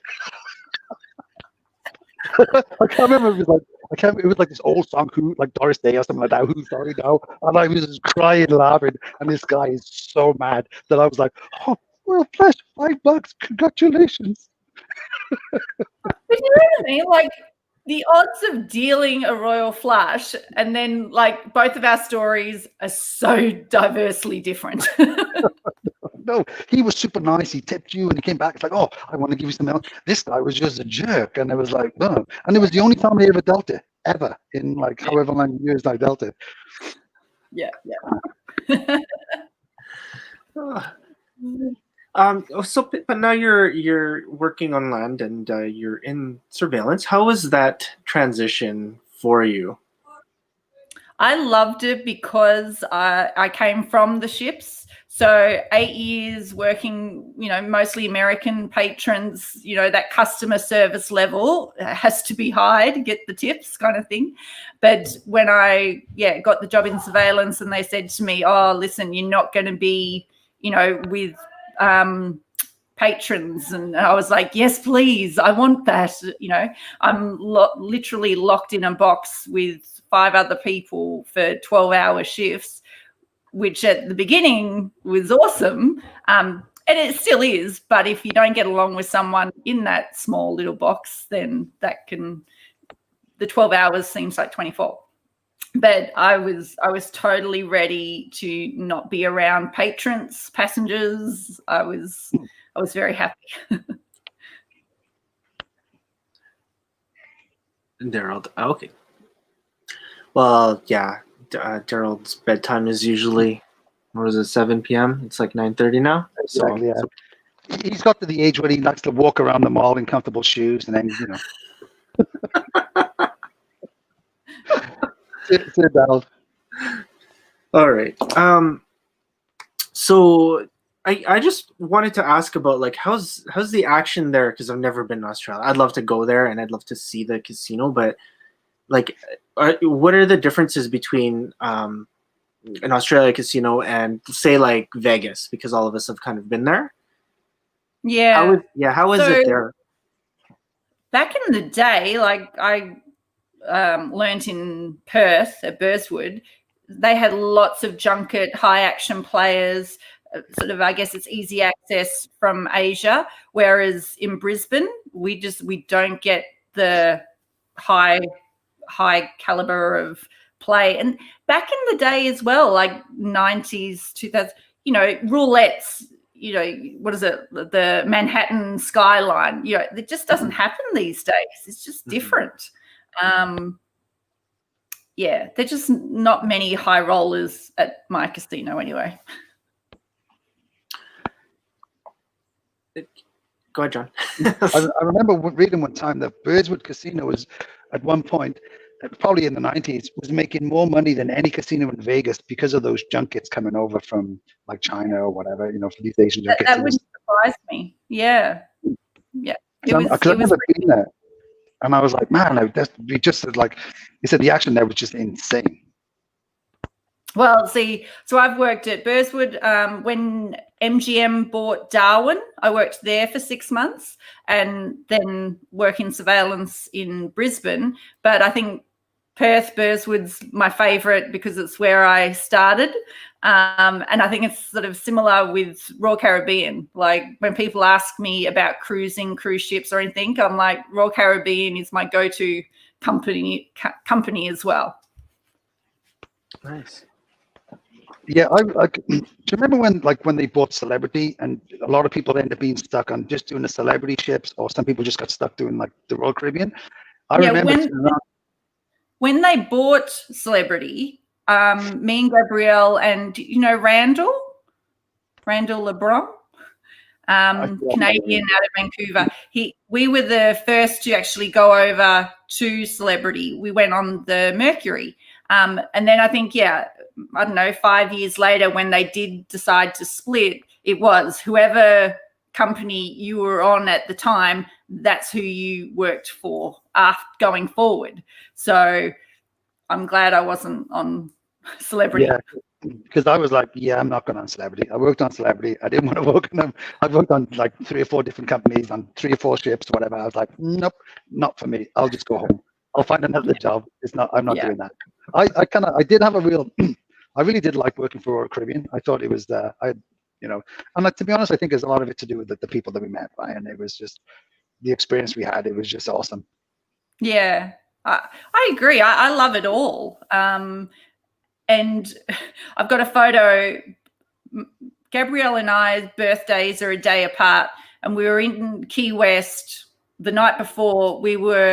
I was about to take her skydiving for her birthday, and there were on back deck there were stools, and so we were like leaning on the stools like on our tummy and doing like we were skydiving. And so that was in, I don't know, say 98, 99, somewhere around there. And then 10 years later they bring out a ship that has iFly on the ship, the simulators skydiving. And so I was like, that was our idea back then. But I think it's a true testament that, I cruise regularly with Royal Caribbean because I just love it all. So I think it definitely says a lot about the company itself. It's weird. Were you on there when they gave us shares? Yes. I still have the shares, and because they messed up my address, like they send you a statement, it probably takes me 6 months because it'll go to Britain, and it's like, because I was my wife is from Edmonton, so it's like half an Edmonton address, half a Wales address, so it just kind of eventually gets to me about 6 months after it's been mailed. They're like, who is this? And it's like, oh, I've made like nothing, and I've had these I think they gave us, was it like 2.5 shares or something? It was weird. It was like it was 5 shares. Was it a year or just a one-off 5 shares? It was, I think it was a one-off 5 shares or like $250. And I remember at the time, my wife and I were like, well, we'll just go gamble that. Why would you? Maybe we'll just keep it, see what happens. So like 20 odd years later, I probably might have like 6 shares. What are you talking about? So back in the day, like shares were, I think, around $10, give or take, I think. But before COVID happened, they were at $140 a share. Wow. That's cool. And then they went back to 22. I bought them at 33 and I sold them at 85. Smart. But Bob Jackson, the manager, he was going on vacation in August 2001. So just before September 11th, he sold all his shares. September 11th happened. The stock market went down. He turned around and bought sort of double the amount of shares for the price, and obviously they came back and he did quite well. Very smart guy. I remember one time I was like, my wife always wanted to go on a cruise, and I was like, I never, you know, when after 6 months, I didn't want to go. We used to get like the discount, and I never wanted to go on a cruise as a passenger after just getting off. I was like, I just spent 6 months. I just want to go home. I don't want to go and just be a passenger. I know it'd be fine. It's cheap, but I was like, I just want to go home. I've had enough of being on the ship. And I remember looking. She's like, oh, we should go on a cruise. We got kids. The kid, you know, they would love it. It'll be so much fun. And I was like, oh, we have shares. Let's see if we can get some discount. I was like, I think you need like 100 shares, and I had like, I don't know, maybe 7, 8, whatever it was, something like useless that I'd never bought. I just let this thing accumulate. I was like, oh, I'm about 90 shares short of getting some kind of cool discount. You just would have got like $100 of onboard credit. Yeah, pretty much nothing, right? So I was like, oh, look, something free. So did you go on the cruise? No, but we probably will at some point. But I was like, okay, because we're so close to the mountain. I was like, I don't want to go to Alaska. We've done Hawaii. Where would you want, So, and to be honest, I like going back to Europe. Right? I'm from Britain, so I was like, I just want to go back. If I go back home, I see my family, and Europe's so close, we can fly there for almost nothing. So. Yeah. But a cruise at one point, I think that my kids and my wife would love it. So maybe soon.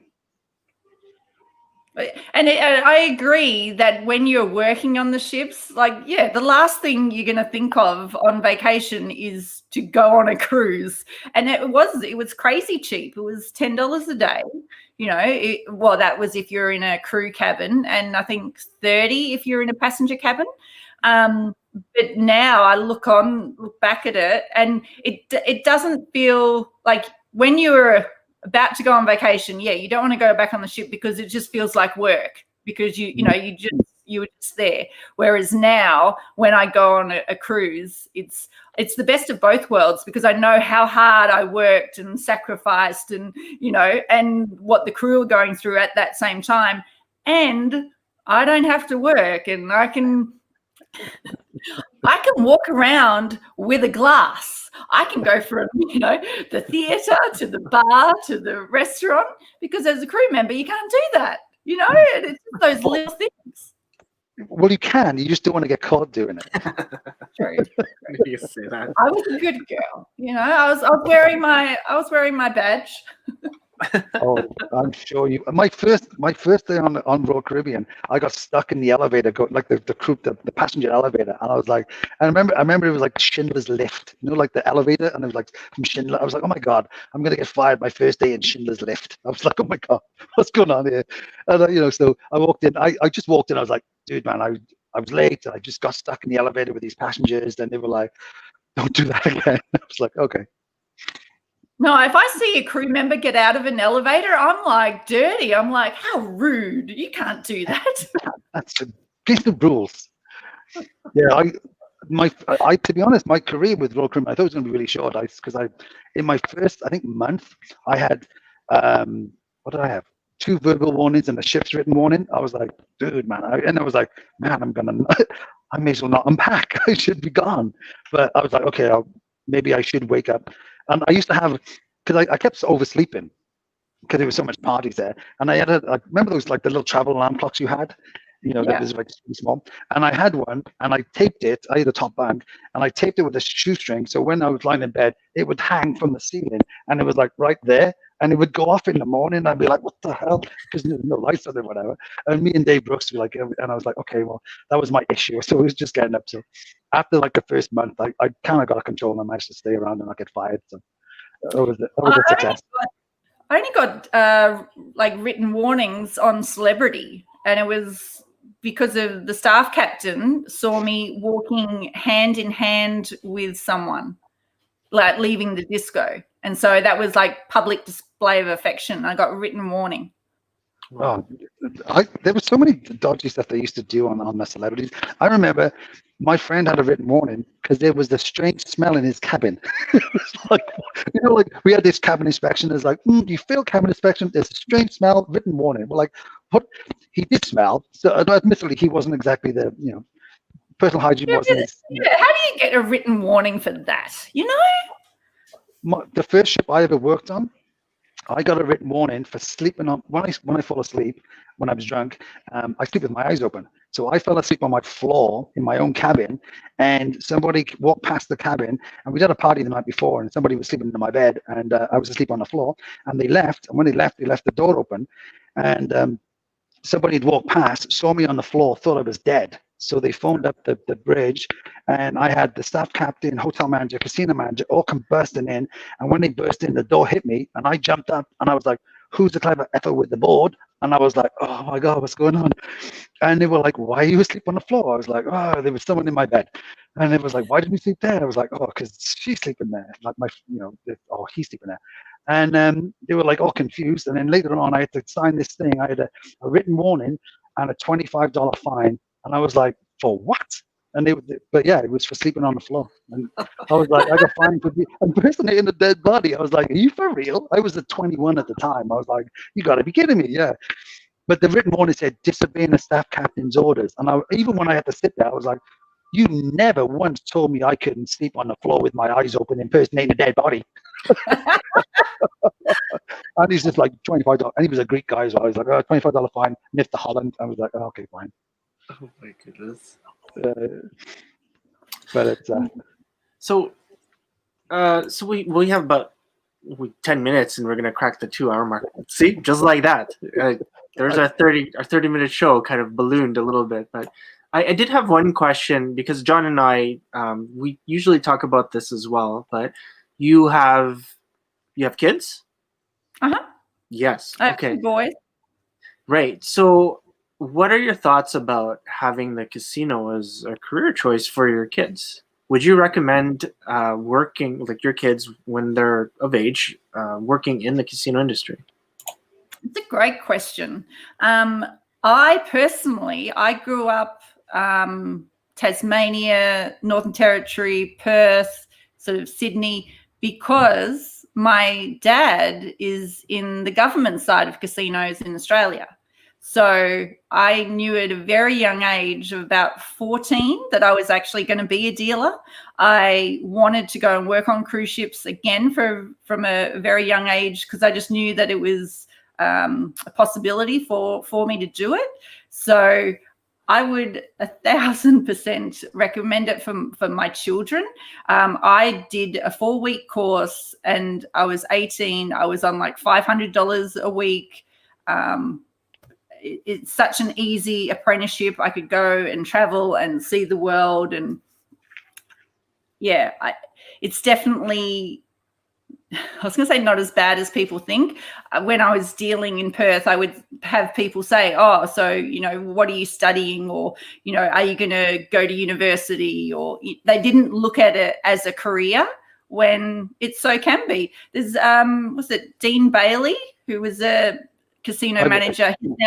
He's a hotel manager on board the ships. Same with Cameron Robertson. Yeah, like he's a hotel director on like celebrities' biggest ship at the time. Like, that's fantastic. Yeah, I think I love being on ships, man. Like on in casinos, I had such a great time. I mean, I did it for 19 years, and it's weird. My daughter now, she's actually turning 18 like next week, and she's around about the age like I was when I started training in casinos. Like I was in training while I was 17 and turned 18 during the training, and then worked in casinos. So it's weird now, like all these years later, my daughter could work in a casino. She probably won't, but I mean, I think now it's different, but I think it's a great opportunity to travel and to see different things and meet different people and see different cultures and things. So I just think it's a really good opportunity for the right people. Yes, yeah, I agree. Yep, it's probably similar to the ships. You'll either enjoy it or you won't, and there's nothing wrong with that. Mm-hmm. Interesting. Thanks for answering that. It's a tough question. Like, I mean, like, I grew up in the industry, and just being a part of it for so long, it was great. And to go on the ships, it was like this amazing opportunity. Like, I'm never gonna go to Brazil again. I'm pretty sure, right? Like, I have no idea why I would want to go back there. I loved it. South America was fun, but the ships and the casino industry kind of gave me that opportunity. So it's just different now, right? And we talked about this before, earlier on in this segment here, but I think one of the things that changed was like having a phone that kind of changed the whole like dynamic. And we talk about like, being on break and things like that, and like not having any more parties. Like, I think like people have kind of, I don't know, I don't want to say they turned into hermits, but like, when I go like in a break room, it's completely different than like when I started when I was like 18, 19 years old working in the industry. We were playing like big too. Like John, you're part of that.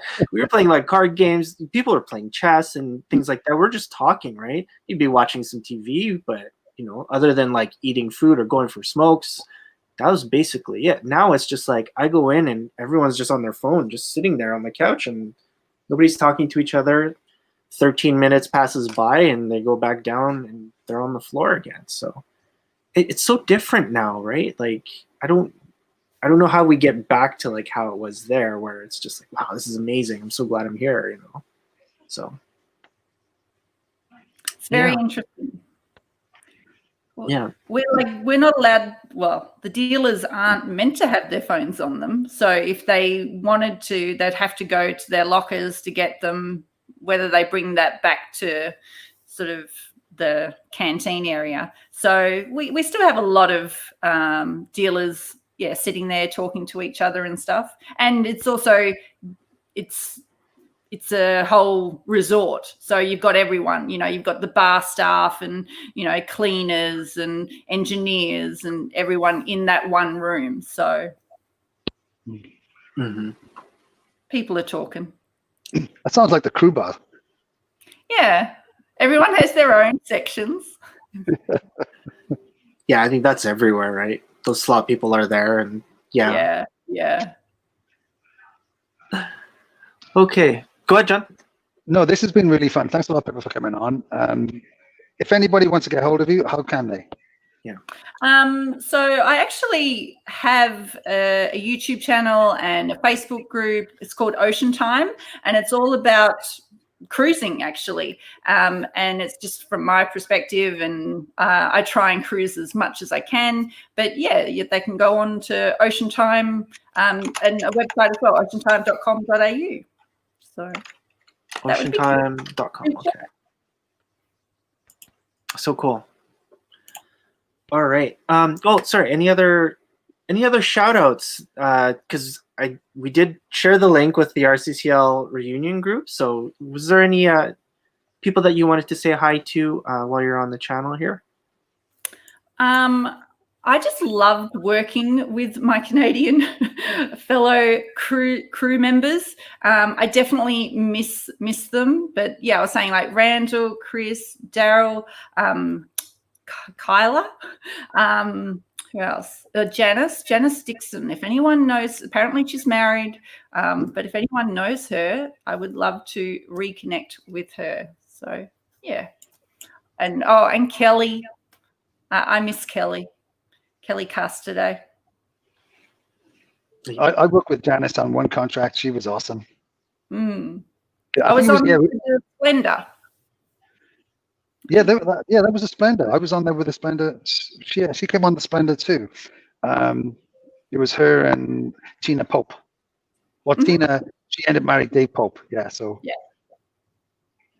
Yeah, I don't know whatever happened to Janice, but she was a lot of fun. So cool. Pippa, would you be willing to be part of maybe one of the gaming live streams? So like we do it for fun. It's not for real money, but we do it for like bragging rights and championship belts and things like that. I don't know if you like play Paigo Tiles, but we have that. That's a current one where they do bragging rights. I don't know if you know that game. No, I don't. Okay. I'm sure my husband can play it. Oh, that would be fun. Yeah, you guys can like play together. We have that. We have the blackjack challenge where you try to survive 8 minutes of Canadian blackjack. So there's a leaderboard, and you don't want to be embarrassed and lose all your money. So we do things like that, and we're gonna have craps coming up pretty soon. So that sounds awesome. Okay, cool. So we'll definitely have you on for that as well. So, but for me, like John, you can be kind of continue on, but like thank you so much. I totally appreciate having you on here. It was so cool. I wish we had a chance to work together. That would have been so much fun. Just hearing your stories was so great. But yeah, no, thank you so much, John. You're welcome. Yeah, thanks a lot, Pippa, for coming on. It was so much fun talking to you and just reminiscing about, we never worked together, but we all have similar experiences, and we all wore the similar uniforms, and we probably partied in the same bars and stuff like that. I agree. So it's so cool. And I could talk about cruising forever. I really can. Like it was my 20s. It was really good times, and loved it all. Yeah. So thank you for coming on. Yeah, this was really cool. And if anybody is watching, and go to and sign up for Pippa's YouTube channel and join a Facebook thing, because Pippa obviously knows a ton about cruises. So if you want to know cruises, go and see Pippa. Thanks. Yeah. So yeah, let's we'll put that link into the YouTube channel. So we'll put that in the details, and we'll also we'll share it on the Facebook one as well. So yeah, that's so cool. So cool. And also, thanks for sharing the stories about Australia as well, because I'd love to go see that casino, and everything going on there with the industry. I mean, it's so different than it is here. Just the fact that it's open is just crazy. I don't know. It's so cool. Well, I looked it up. We have at the moment less than 300 cases in the whole of Australia. So, and was it 25 million here? So incredible. That's why, you know what I mean? In the state of Queensland, we have no community transfer. The only cases we have are from people that have travelled from overseas that are in hotel quarantine. So that's why we can open, and it's not compulsory to wear masks and stuff like that. So yeah, sadly, it's not like that here. Yeah. Yeah, I have to wear I work in the hospital. That's my job. I have to wear a mask, goggles, and another mask. So it's been pretty crazy with everything that's been going on. We have a circuit breaker. We're shut down completely in the casino side. So I don't know what's going to happen. Hopefully our cases will go down. They've gone down, I don't know, a little bit, but hopefully down the road we can kind of get to where you guys are. So it would be amazing. So. Okay. All right. Best of luck. Yeah, thank you. Okay, once again, thank you so much for being a part of this. It's so great. John, again, our 22nd episode. This is crazy. We're still going. So yeah, I know. And to be honest, it amazes me. We originally just started this age, so let's just chat for half an hour, especially because of COVID, and a lot of people, it's okay, let's just chat about old times and have a few laughs and reminisce. And now we've been doing this for almost 6 months now, and they never, like I said, they just last 2 hours, and you're like, oh my god, it's 2 hours, I should stop now. It's just and it was, I know, I kind of enjoy it. Pippa, you're awesome, and it was great to talk to you. And sadly we didn't get to work together, and I'm sure it would have been a lot of fun, but thanks a lot for coming on. Oh, I want to do a reunion, a Royal Caribbean reunion, and I want it to be on a cruise ship. I was looking at 2023, but it might have to go out to 2024. But I just think that it would be so epic to have a bunch of ex-casino. Oh God, it would be the shortest cruise ever. It would be get these people off. Oh, Pippa, this just popped up. Oh, that's my friend. That's my American friend from AZ. Ron. Oh, so cool. Yeah, so I just, I think we're, probably going to pop off now because it's been 2 hours, but I think you should just, it's good that, big dog Ron from Arizona said that about you. So it's been great. Thanks a lot. Thanks, so cool. guys. Okay, everyone. Thank you so much. Have a great evening. Bye. Okay, bye.